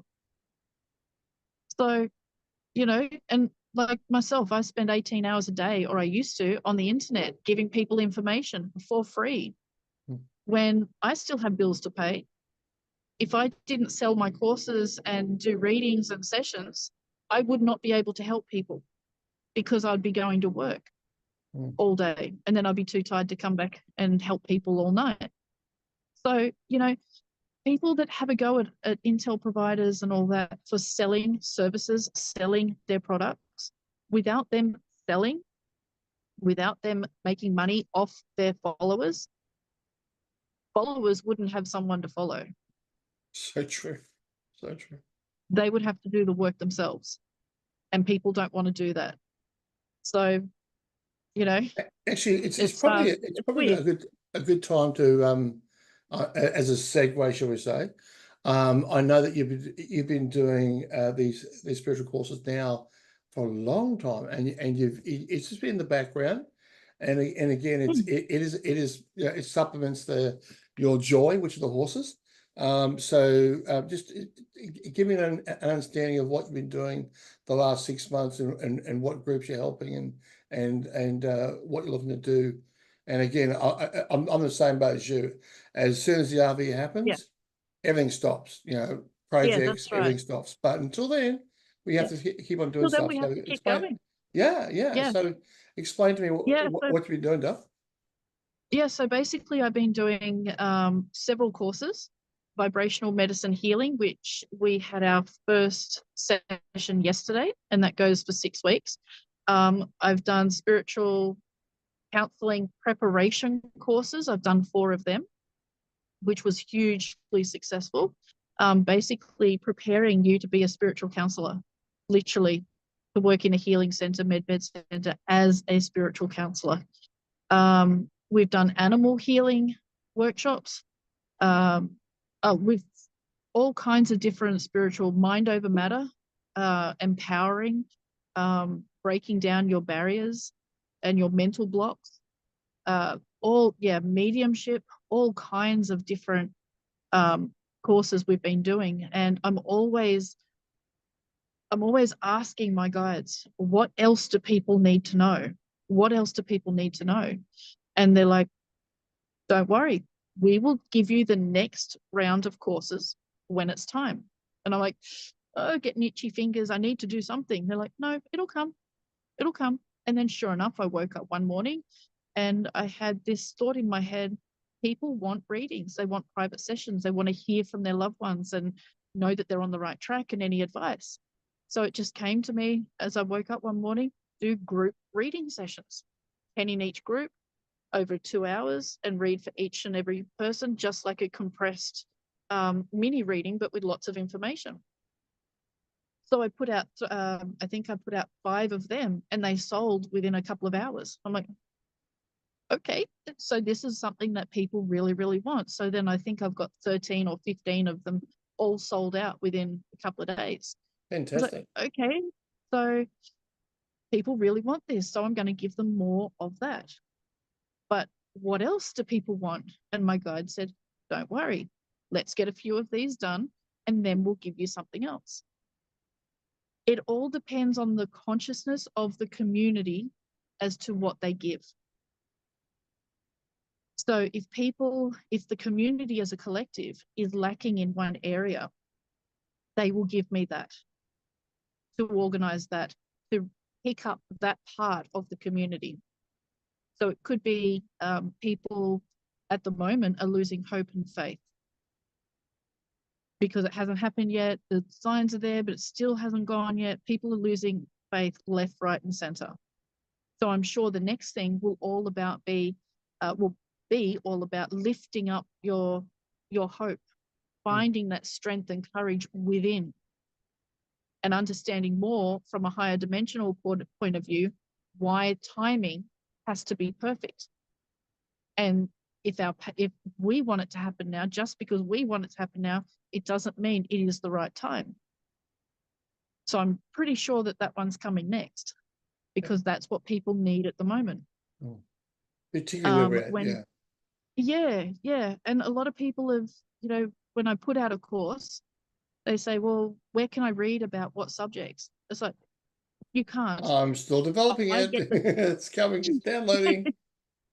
but I don't even get that. I get the subjects for each course each day, half an hour, no more than half an hour before the session Love actually it. starts. That is working with your And intuition. That is yeah, trusting. and That is sometimes, trusting that it's yeah, going to happen. it'll happen. And yesterday, for the first of the vibrational healing course, I pressed record, and then I got the information. So I'm getting the information as I'm actually live, I love doing it. the live stream. No, this And was a brilliant. lot of the time, I go into a course, I don't even know what I'm talking about. I just have a subject title. Mm. And sometimes they give me a title of a subject. I don't even know what it means until I actually get to that point, say the title, and then I just channel the rest. And I'm just, yep, but here we go. that's And a lot living of in it, I don't even in the understand it. I now. don't know what they're talking That is about. literally That's right. Yeah, living in this moment and just putting it exactly. out there based on what your intuition is bringing forward. So, and That's honestly, right. that's the best kind of information. That's the best Yeah. kind. Hey, Yeah. So I am aware that you don't, wanted to go to the top of the hour, and that's I okay. know that there's probably That's some right. people wanting to ask a couple of questions. So this is your opportunity, guys. If you want to Sure. ask a couple of questions, hand up as per normal, and we'll go based on those hands. So we're 137 on the call. We've had upwards of 150, but right now we're an hour and 3/4 in. So any hands up? Any questions? Otherwise, we're just going to cut the recording and just go to normal chit chat. Come on, guys. God, I can't believe you're so quiet. Cheers. Here we go. Marley, darling. Unmute yourself and ask your question. Hello. What do you think about the splitting of the two worlds they're talking about? Yeah, well, I got a lot of information about that. It's not complete, but I did get quite a lot. So basically, our two worlds at the moment are running parallel to each other, and they're both within each other. So the 5D is experiencing the 3D, the 3D is experiencing the 5D. The 3D is trying to separate itself from the 5D. Okay, and that's when people say, I don't want to hear it, you're crazy. Okay, that's the 3D separating from the 5D. So when this, what they said will happen is a massive bang. It'll sound like a bomb being blown up. And what will happen is the two different dimensions, the 3D and the 5D, will split. When there's enough pressure to split, you'll hear a big bang, and you'll think, oh crap, what was that? And the two dimensions will split. Now there'll be a transition phase, but basically you in the 5D will start seeing less people from the 3D. So it'll look like you're in a country town when in fact you're in the city. There'll be less people. You will start seeing the people you know personally less often. So it's almost as though you just drift apart. And this is the same with family members. You will simply just drift apart. You won't all of a sudden disappear. Okay, it'll be a drifting apart. And it is a transition. But once you are fully in the 5D, the 3D reality, those in the 3D, you will be able to communicate with them as you are a spirit guide to them. So you won't see them physically anymore. They'll be completely split apart. But you being the 5D being, you can communicate with them like in mediumship. So you could be the spirit guide to some of those people in 3D. So as your guides, when you go into meditation, are giving you information, are showing you things in your mind, you will be doing that for people in the 3D. You will be going into their dreams. So you could be going into your loved ones who's in the 3D, you could be appearing to them in their dream. And that's the contact. Okay, that's literally the contact. They can't really communicate with you until they raise their vibrational frequency and start their ascension journey. Only then, just like we have now, communicating with our guides, that's when they will start communicating with you, when they're reaching a higher level. Your dog is absolutely gorgeous, by the way. Thank you. Thank you. The other one died 2 months ago, and I hope so that he can go to a med bed, but we were too late. But it's a soul partner, I think. It's the same beautiful dog. And yeah, I have so much questions. We have real people in the world. We have NPCs in the world. The NPCs don't get in the med beds, I believe. because they have no soul? No, that's actually incorrect. The med beds work on all biological life. It doesn't matter if it has a soul or not. All biological life can be healed in the med beds. Now, what the med beds are here for is to raise the consciousness of the collective. They're not here, they're not being introduced to heal the physical body. Yes, that's what they do, but they're actually here to raise the level of consciousness with the collective, to ascend this vibration, this reality into a higher dimension. So low 3D people, they're not in their heart. They don't live a healthy lifestyle. They live in fear, they live in anger, they live in whatever. They're not candidates to use the med beds until they start going more into their heart, looking after themselves more. And this is why a lot of people, a lot of the 3D people will be put into a 3-month program before getting in the med bed. And the excuse will be, you have to start looking after yourself and make an effort before being healed, because the bed needs you to be a little more healthy, right? When in fact, if you go from being very low 3D and all of a sudden you're forced, if you want that carrot, if you want that present, you have to start looking after yourself. As soon as you begin to start taking care of yourself, your vibrational frequency rises, your consciousness expands. So it's kind of like a blackmail of the 3D environment, the 3D people. If you want this, then you need to do this. But we'll tell you this is the reason you need to do it, when in fact, the end result and the whole purpose is for a raising frequency and an expansion of consciousness, which is the whole point. So you can't tell somebody in the 3D that you need to raise your frequency and expand your consciousness. You need to go more into your heart. You can't tell them that. They'll just say, stuff it. No, not doing it. If you tell them, actually, for this medical procedure, you need to do this, they'll say, okay, no problem, I'll do this. So there is going to be a little manipulation of the mind there, Right. but it has to happen. Otherwise, they'll remain exactly where they are and nothing will change. So everybody, all biological life, can use the med beds. You can put a plant in the med bed if it's dying. Literally. Okay? So it doesn't matter if it has a soul or not. All biological life. So, yeah. Thank you. And keep going. I live now for almost 3 years in a camper. I lost 2 jobs. Nice. I have no income and still smiling and Good. still alive without money. So everybody can do it. Amen. Yeah, fantastic. Good Well on done, you. Doll. Jenny, one of the regulars. Jenny, I'm going to let you ask your question. I'm going to disappear for a comfort break, but Jenny, go ahead.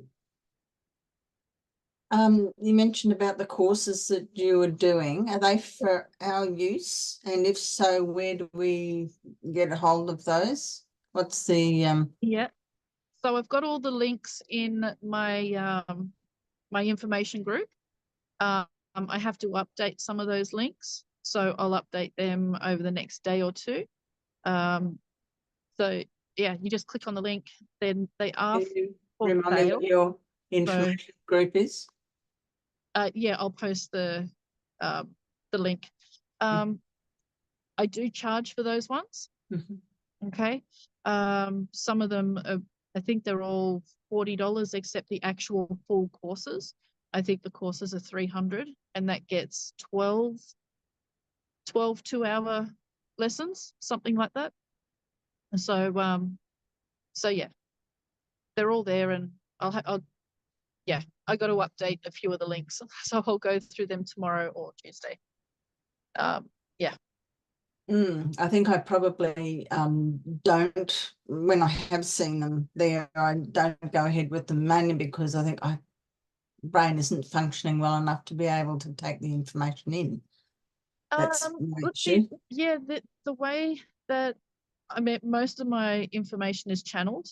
Okay, so I just open my mouth and words come out, and I'm sitting there going, holy crap, I didn't know that. That's really good way of looking at it. That's really cool. And which makes me look really intelligent when I'm not. But they, my guides deliver the information in a really easy to understand way. And it's very, it's not just for advanced people or just for people who know what they're doing or talking about. It's for everybody. So someone who doesn't know anything about spirit or anything about consciousness will be able to understand it quite easily. Right. So yeah. Thank you. Yeah. It's we have a lot of fun and we get off topic a lot, as I always do. But all in all, it's really, it's simple. It really is simple. And as Spirit always says, if what you're talking about, if spirituality and consciousness is hard, if it's hard work, if it's complicated, it's coming from your ego. You're trying to make it something more important by making it more complicated, when in fact it's the most basic, easy thing. And, people say, it's too easy. It can't be right because it's too simple. Well, it is simple. We like to complicate things because we think the more complicated it is, the more important it is, when it's not. Very basic, very simple. Keeping it simple, keeping it real, instead of going, oh, look how much knowledge I have. Look how much this I have. Oh, it's so complicated. No, it's very easy. Okay. But And I it's will hard say work. there's, I'm sorry, Jen, go on. You're right. No, you're right. I was going to say there's plenty of great comments in the chat from previous trainees. So everyone is giving a glowing recommendation, Jenny. So there you go. I just Oh, need a thank you. reminder of her links to her information group. That was all. If that can go in the Yeah, I'll Yeah. grab the link to the chat and put it in there. No problem Thank at all. you. Bless you, darling. Okay, Reshma from the UK, come on in. Hi everyone. Hi Skye I and love your Brownie. Hey, how are you? voice, darling. Your voice is Oh, it's radio voice. oh, bless you. You're far too generous, Brownie. Just a quick question, if I may ask, Skye. Has the Alliance given you a slight timeline for us, just to kind of keep us going, so to speak? Thank you. They sure did. And this is what I was told not to tell anyone. And straight away I went and told a bunch of people. Yesterday morning, when I was halfway through doing a particular exercise, which was very strenuous, hurting my ribs, hurting my stomach, hurting my neck, hurting every part of my body. I hate this exercise, but it's really effective. And they said, we need to chat. I said, oh, no, you don't. Not right now. Not right now. I said, give me a minute till I finish this and take a breather. Then we can chat. And I said, okay. And it was a high-ranking military official who works in Trump's office who contacted me. And I could see all the ribbons and everything on his chest, on his jacket. And he said, are you ready? And I said, I'm always ready. I said, but what are you talking about? And he said, notifications. Hang on a second. Hey, get away. Get away. Sorry, cockroach headed towards me. A You little know, one, there are not some one of the nice support benevolent ones. cockroaches, just so you know. Someone told me that. I shake my blanket at it. It's gone the other direction now. I respect them. I don't want to kill them, but don't come into my space or you will meet God a lot quicker than you expect. And he said notifications will be released for 4B shortly after midnight tonight. And that was around 2 p.m. yesterday. Oh, wow. And sure enough, it didn't happen. Wow. Unfortunately. This morning, the young grey that I talk to all the time, I asked him, I said, hey, Smoo, you know, what's going on? And he said, we've all been told not to talk about it. No more RV talk, because we have found leaks within the establishment, leaking classified information to bad guys. No worry. So everything has been locked down. He said it hasn't stopped it. It's coming, and it's coming in a big way, but it has been locked down. And I said, can that information impact us? And he said, no, it can't, but it can impact the banks on the rates and all side. And he said they're trying to manipulate the market to make the rates a lot smaller than what we already have, than what we are going. So instead of, say, like the Zim saying 30 million US per 100 trillion Zim note, you would get 500,000. They're trying to reduce it dramatically, and they can't. They can't, because it's all locked into the quantum computer. But the leaks, they're trying to find who are the ones that's leaking the information to the bad guys. But it's not going to impact us, because it actually can't. The rates and all are locked in. Nothing can stop it. It can just delay it slightly. Okay. Now, I also have someone who messaged me privately, and this came from one of a tier 4A group, that the leader has said that they've been told that notifications and all money will be released on Monday. Oh, wow. Okay, so that's US time. So Australia is Tuesday. looking at Monday evening, Monday night, going into Tuesday morning. So, but again, take every bit of information with a grain of salt. But get excited, okay? I don't like it when people say, oh, don't get excited. Not time to get excited yet. Get excited, because if you're excited, then you're aligning with that reality. If you're not excited, then you're not aligning with that reality, and therefore your notifications or the reality you're in will happen a lot later. So the more you're excited about it, the more you're ready for it, and you're manifesting it, you're dreaming about it, you're living it, the faster, oh, pardon me, the faster it will come. Okay. So do get excited about it. Oh, thank you. So, yeah. Yeah, I've felt that this coming week was very important for quite a while, and I've told some of the people that I felt don't get too excited until, but this week it does look good. It does look very, very good. Yeah. And I think that the 29th of September is a very important date as well. It's my birthday, but that's a story. But I said to my wife, wouldn't it be great if things really took off on my birthday? It'd be nice. But it's a Sunday, and Sundays don't normally, nothing happens on Sunday. So, but No, I'm happy for any time this week. Yeah, I don't know. I've always felt for a few years now that September, something major is going to happen in September, but I don't know what year. And this is like a global event. Everything's going to change in September. And every time I thought about it, I saw the movie Independence Day, you know, where Will Smith comes out having a look at his paper and his coffee, and then he looks up and there's this big spaceship. It's kind of that impact.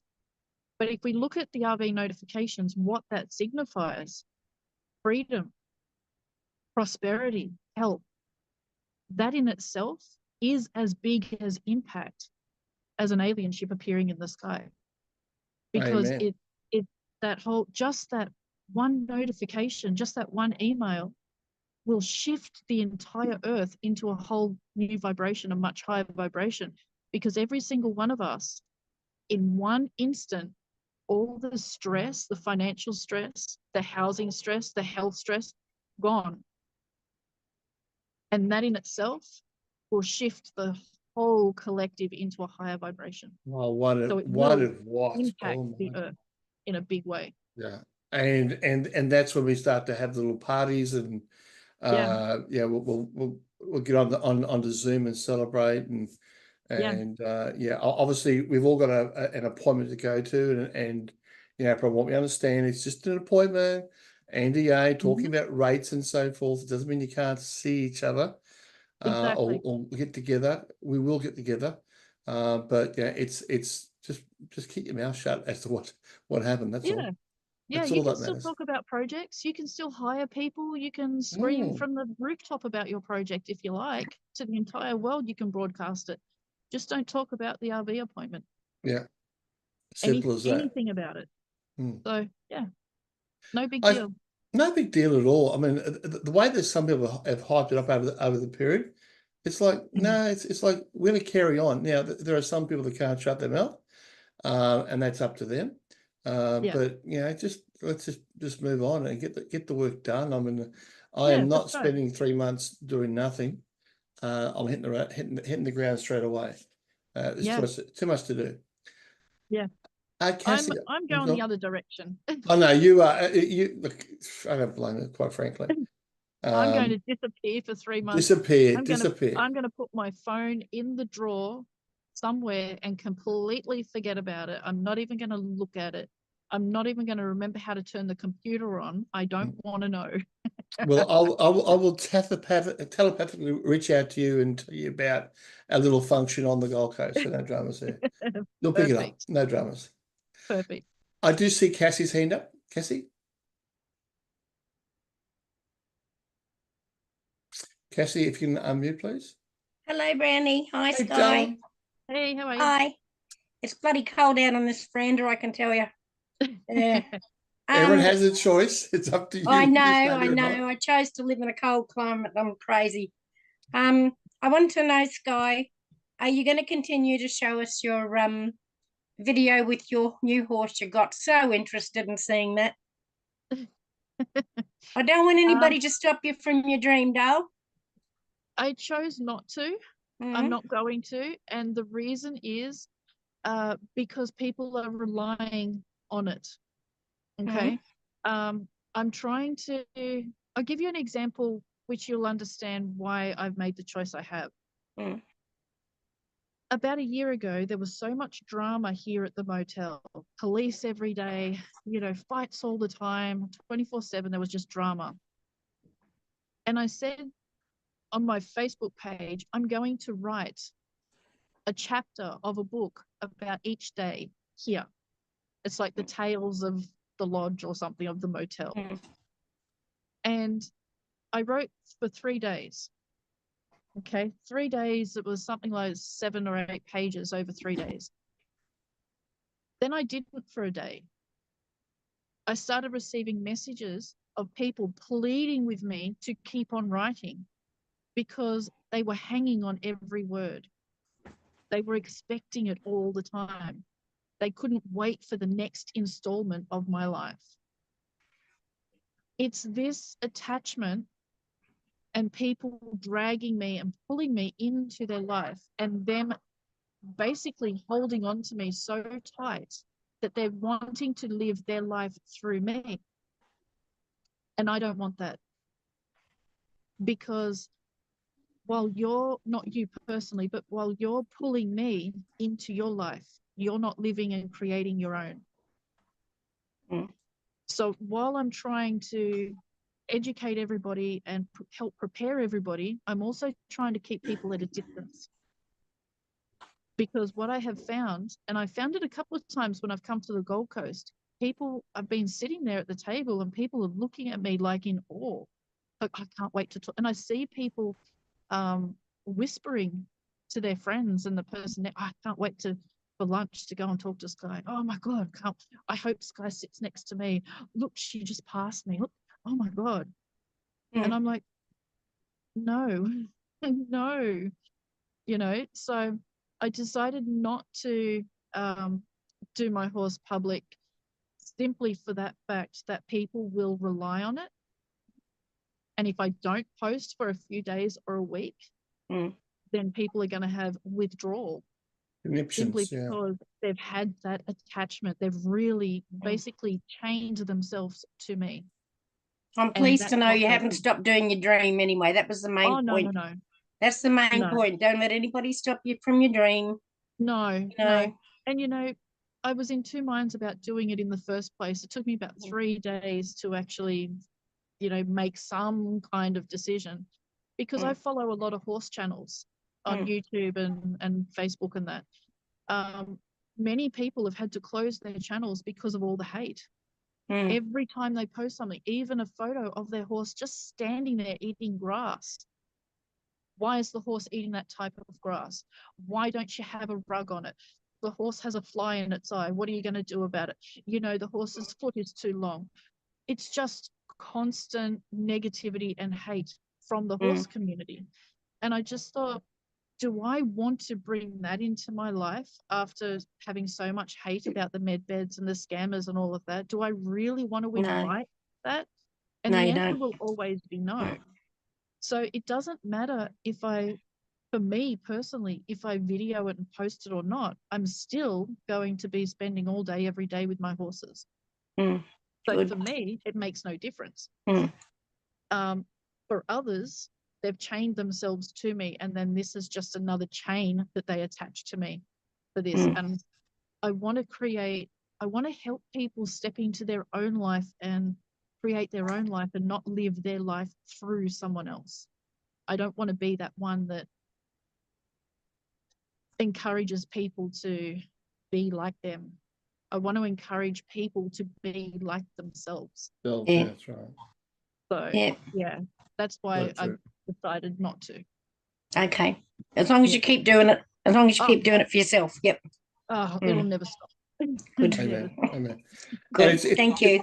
It's a bit like, I mean, like I've been having a lunch every Friday. Well, it's called every Friday for the last 4 years, and I'm just Brownie. I mean, and no one holds me with high esteem. It's just I'm one of the guys there at lunch table. And that's how it should be. And really, the whole concept of leadership is screwed up. I mean, the whole hierarchical leadership crap is what the cabal wanted us to look up to, the elites and the superstars and the artists and stuff. And now we're finding out with Mr. Diddy that there's a lot of elites that we shouldn't be looking at in the first place. So it's all. No, I enjoyed meeting Skye. I enjoyed meeting Skye at that one lunch I did get to, but I really enjoed talking to her mum. Oh, I really enjoyed talking to her mum. Mum is awesome. Good. Yeah. Good value. So thank you for that. Oh, it's an absolute pleasure. Okay. Peter Walker. I saw you on the call last week with Wolvie. Thank you for gracing us with your presence again today. So your question for Skye Prince. Right. Yes. It's well, in case Skye doesn't know me, I run the Gazara show, which is a twice weekly discussion show on Gazara, but also medbeds and things. And I've been following you, Skye, on medbeds for many years, I think. So I think I've learned quite a bit. So it's very interesting. Some questions which have been put to me, which I didn't really know the exact answer to. There are always people who have a little bit of a fear of a medbed. And one question was that is there a danger that the technician operating the medbeds will screw up and you'll come out worse off than before? No, absolutely not. And the reason is when you have your scan and you sit with the medbed tech before your treatment, on that quantum computer screen, whatever you organize to have done, any changes or anything like that, or general healing, is in that quantum computer. And that's stored there. So when you get in the bed, all the technician is doing is just keeping an eye on you. It's the bed, the quantum computer, that does it all. Even if your heart stopped or you started to have a panic attack, it's the bed that actually fixes your heart, keeps you alive, brings your anxiety down. The bed does everything. The technician is literally there observing to make sure that you're okay, to make sure that nobody else comes in and, you know, makes any loud noises while you're having your treatment because you don't want to be startled. The technician really does nothing. The bed does the whole thing. So there are no accidents at all. No, there are no accidents. Okay, yeah, because it's obviously people are afraid of the unknown, and it's you know, people who never heard about this, they say, "Oh, that sounds too good to be true," and stuff like that. And what do they mess up? Another question on a similar vein was like, will it change your DNA, either positively or negatively? No, it won't change your DNA. It will restore your DNA to its original. So get rid of all the changes that the bad guys have done to our DNA and take it back to its original. So we're talking 50,000 years ago, your original DNA, even before the Anunnaki came and changed everything. So your original DNA, 26,000 years ago, before the Anunnaki, that's what your DNA will be restored to, perfection. Okay, so there I must add, we have 2 strands of DNA active. Will it activate more strands of DNA? Will we become cleverer or have more abilities than before? Yeah, so basically you will get what you're ready for. So if you've done all the, you know, the consciousness work and you're aware of other dimensions and things like that, then yes, the bed will recognize that and will upgrade you to the next level. So for example, if you're learning telepathy now, so you've got a bit of connection to spirit and you're working on telepathy, when you come out of the bed, you will be a pretty good telepath with a really good connection to spirit. But if you don't have your pineal gland open, if you know nothing about spirit, then you'll come out of the bed healthy, but still not really knowing about spirit. It's not going to give you all these extra stuff that you're not already prepared for. Will it clean up our pineal gland so that we can then? Yeah, absolutely. Yeah. So, yeah, so it sounds really good. It's a little bit hard to imagine. I mean, often it's described as all kinds of lasers and things making changes to us, but other descriptions are more like all your cells are just completely rebuilt. Yeah, exactly. Rebuilt from literally scratch with no poisons, no heavy metals, no toxins, no blockages, no nothing. It's just you with perfect DNA and perfect health in every way. In every way. Now that sounds to me a bit like a sort of Star Trek type thing, like just like a transporter that you you're dematerialized, everything is refreshed and rematerial, something like that, to use a Star Trek analogy. Is that something similar to that, or how? Where do you think Star Trek got it from? I know that Star Trek was feeded with the information right from the start. I'm a big Star Trek fan, and that a lot of that came from channeling, or they were actually just told to put this stuff in. Yeah, all movies, all sci-fi movies are based on truth. Right. They're showing you the truth. They're just adding a story to it. That's all. It's all true. And they get it from truth. They get it from the black projects. They get the knowledge from the ET technology that they've reverse engineered and recovered. So it's all true. People go, oh, how cool would that be?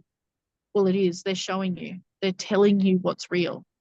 They're just adding a story to it. That's all. Well, that sounds really fantastic. Yeah. Finally, I run a show, the Gazara Show. It would be great to have you as a guest speaker on our show. Oh, yeah, please. I'll have to get back to you on that because I kind of made it a policy. I went on a lot of channels before when I first started talking about medbeds. And as soon as the scammers popped up, those channels lost a lot of followers, and a lot of people had to close their channels because of so much hate, because they were suddenly supporting a fraud, a scammer. And I was asked by a couple of people, and as soon as I mentioned about what had happened, they said, "Oh, but don't worry about it. Don't worry about it. We want our channel." So if you're not worried about losing people and getting not a very nice reputation for supporting a scammer. Well, no, we have a subscription channel, and the people on who watch our show are at a very high level spiritually.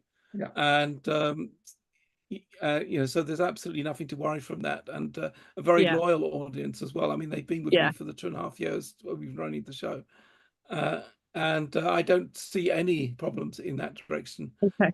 If I'm making a free show for everybody, then yes, occasionally an idiot gets in, right. but we kick out scammers. They don't stay on our show long. Yeah, because it broke my heart when these channels had to close because they supported me, and it was like, yeah, I don't want to go through that heartbreak again. It's just, these bloody scammers have caused so much trouble stealing my identity. They're just, people don't realize just how much trouble they have caused for me. It's been, not great. No, I can imagine that it's very difficult to talk about technology, which a lot of people think is just sci-fi. But sci-fi is there to inform us, and I think that's very important. That's right. Exactly. 100%. Peter, okay. Peter, well, thank you. You and I should connect again, and I'll perhaps do something with Skye Prince, and we'll work something out anyway in next week or so. I mean, if we do have an EBS in the next week, the point's quite mute. But if it keeps on dragging on, then we'll do something. Keep on marching on. That's how it works. Right? Yeah. I heard a story, I don't know if it's true, that Nizara Gazara was due to be released on the 20th, then it got stopped. But we're now expecting it, say, Monday? I've been told it's all going to be released on Monday. Okay, that would be great. That'd be fantastic. Okay, not long now, it's only tomorrow. So great. That's right. Yep, no, it's looking good. I mean, and again, without being overly hopious, that's the word. It is looking good. I mean, if you just look at the markets and look at the details of what's actually happening, you'll see it's all positive. The Intel providers, they just, grab the pieces of the puzzle and try and put it together the best way they can and then deliver it. And sometimes, what they say is actually true and it works out. Not about timing, but nobody knows timing. And again, that's just their piece of the puzzle that they think is when it's going to happen. So, and of course, some of these like whales and all are told it's going to happen, and then they tell their people, and it was just a test. So, very true. It's hard. It's annoying. I know. It's frustrating. But I have problem with my family that they say, oh, you've been saying it's happening for 4 years, nothing's happened, and we all have that problem. No worries. We're all going through that, I'm sure. We all are. I mean, like literally, when we're talking about special powers like Marvel and so forth. I mean, I take my daughter to the latest Deadpool and Wolverine. I saw that movie. And I'm going, hey, darling, I believe that. It's, no, Dad, it's just make believe, It's just no. Oh, Dad, they're Finnegan. So, and I go, all that stuff with Marvel, it's just disclosure, sweetheart. It's real. No. Just it's. I mean, and she's a game designer, right? So her job is to design games. So she loves all that stuff, but doesn't realize that half the stuff she's doing is real. But that's okay. And she probably doesn't realize she's getting downloads as well, helping her design the games, because she's probably one of the Intel people as well, one of the disclosure people. So Oh, she well, would be she getting is. downloads as well.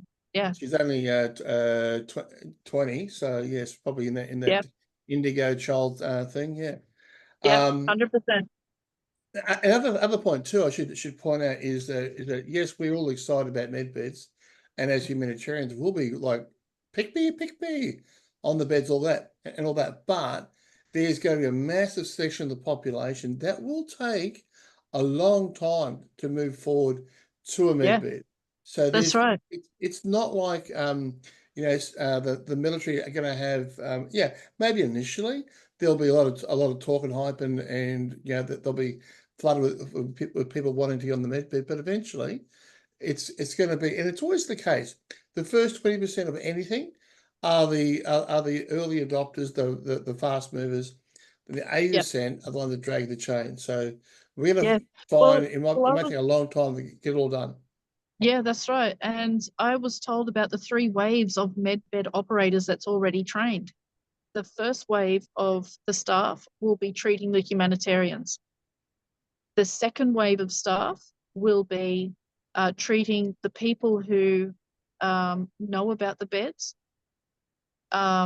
straight up. You know, when they release the numbers and say, hey, come, this is a trial, come and join and ring this number if you want to have it be part of the trial. The second wave of staff will be treating them. And then they expect a larger wave of people to come between 9 and 12 months after the release, because that's when people, friends and family will start seeing results and word will spread. That's when the third wave of staff will actually start working. And so I know for a fact that the first wave of staff, they're on a skeleton crew at the centres waiting for notifications to be released. And someone messaged me and said, oh, my husband has done the training as a medbed operator. He's not on staff. He hasn't been called. And when I told her about the 3 waves of medbed staff, a week later, she came back and said, well, he was told he's in the second wave and they're not needed yet. And she said, so you're absolutely correct. He doesn't know about the first wave, and he had to go and ask about the different waves, and they told him, yes, there's 3 waves. So not all people who have trained with the med beds will be needed straight away, because they're not expecting that many people. It will be a slow process. And then we've got the religious people who won't want to use the med bed because it's demonic.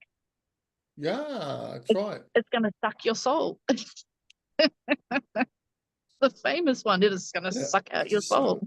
And that's the worst part, because it is what we would call the traditional Christians. They were the first ones to put the mask on, get the whole congregation vaxxed.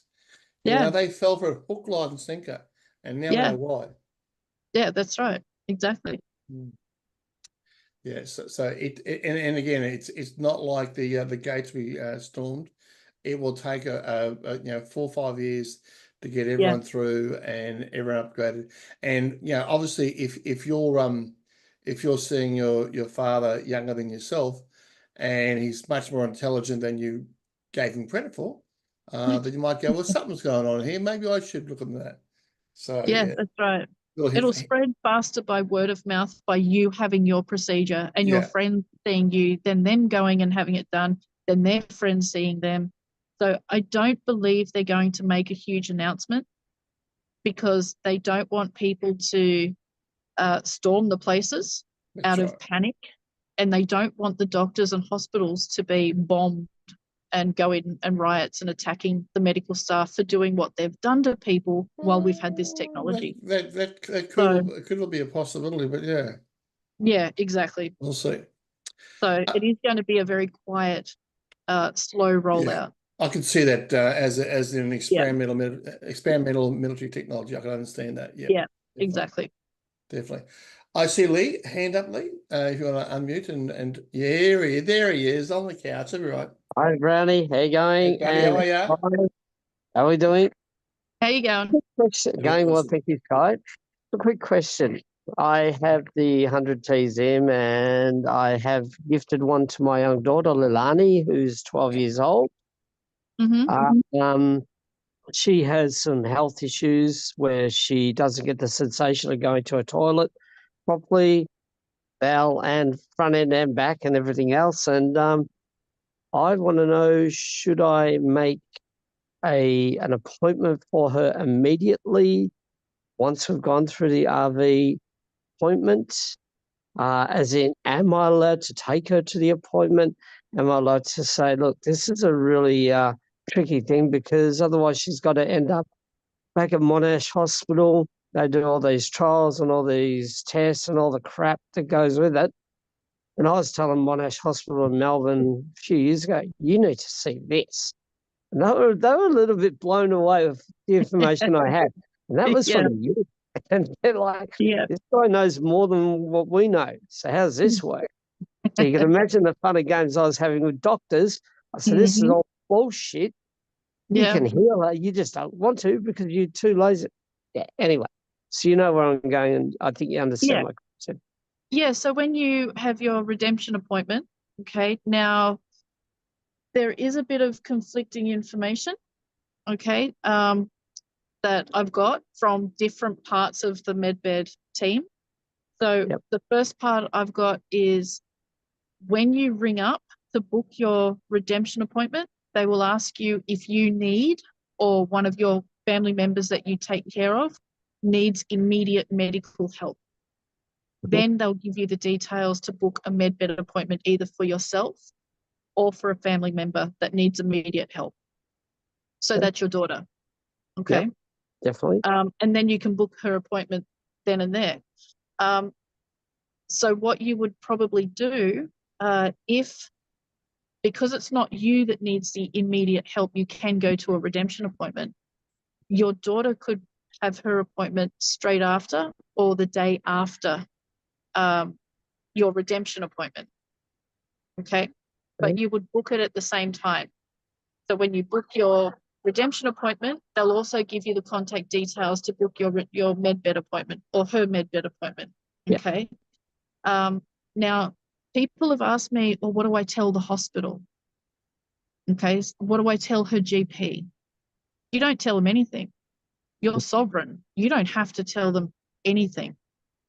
You just don't have to go back. Okay. I don't want to go anywhere near it.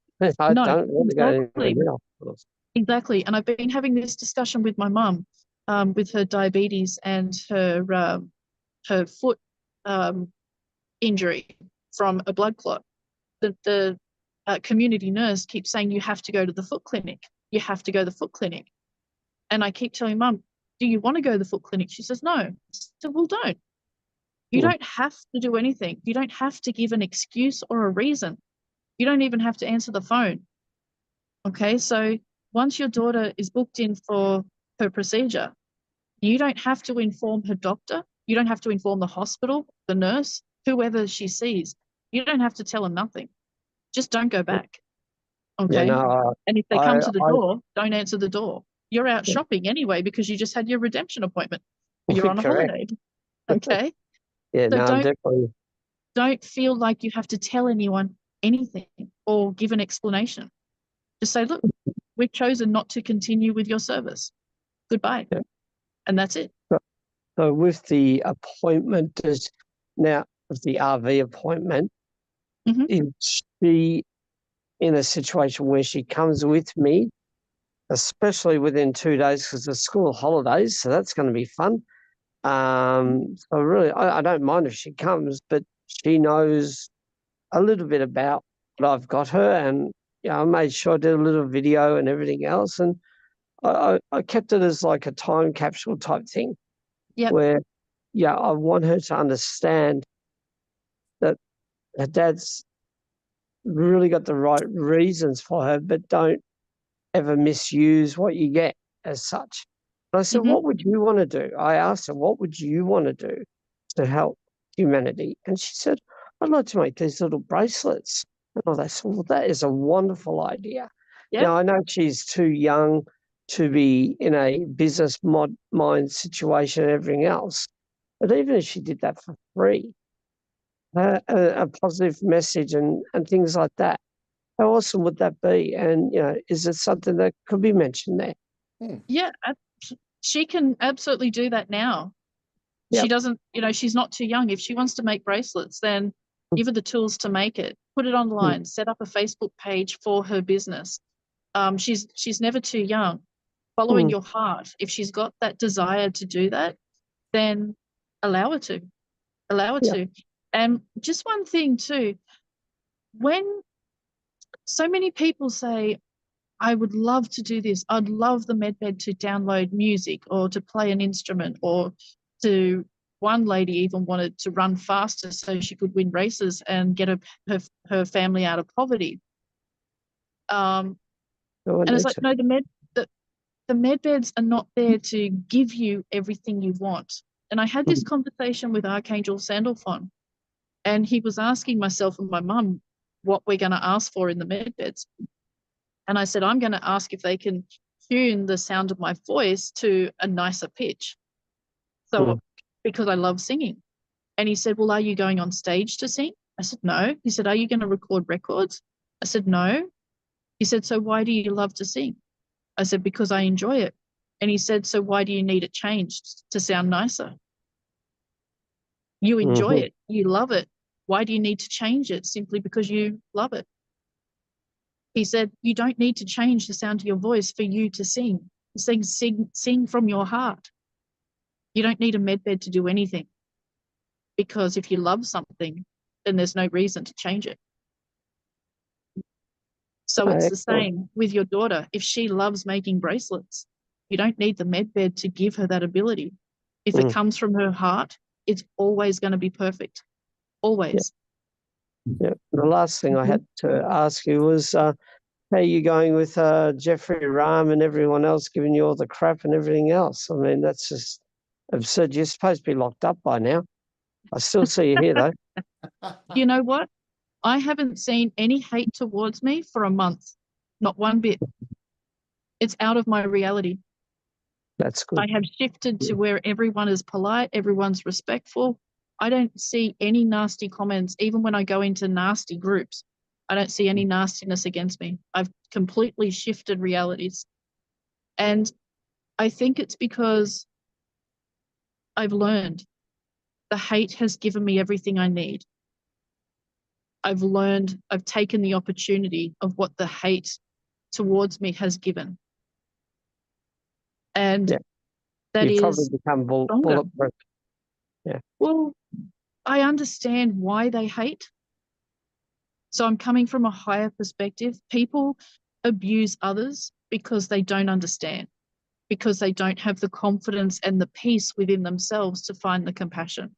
They're not in the vibration where they can look at someone that they disagree with and just say, okay, good on them. I send them well. Instead, they want to tear them apart. And I feel sorry for them, because if they're tearing someone else apart, imagine what's going on within themselves. Imagine the hate they have for themselves, that they have to hate on someone else. Yeah. And that's really sad. Very. So I send them compassion and love, and it's like, I wish you all the best in your future. And then people turn around and say, don't be a bitch. I'm like, no, I really do wish you all the best in your future. You're hating on me and I'm actually being nice to you. People can't handle that, but that's not my problem. That's their problem. So true. So, very good. Thank you. Listen, let me Brenda, just real quick. Lee and everybody else, it is not a good habit for you all to announce what you have and who have what.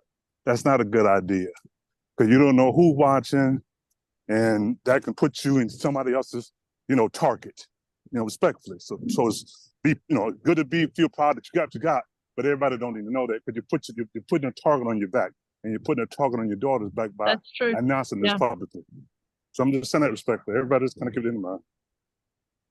Yeah, I know. We just be careful as to what we do publicly. I know myself. I've had to rein a few things in. I used to be quantum brownie and out there. Now I'm just plain brownie, just doing my thing. That's all that matters.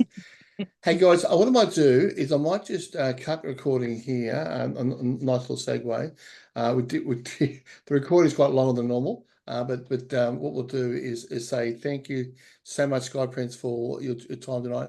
A lot of good information, guys. So please, when I put the recording out there, share far and wide. That's what it's all about. Thanks, Skye Prince. And what we'll do right now is just end the recording. Those listening, thank you so much for listening.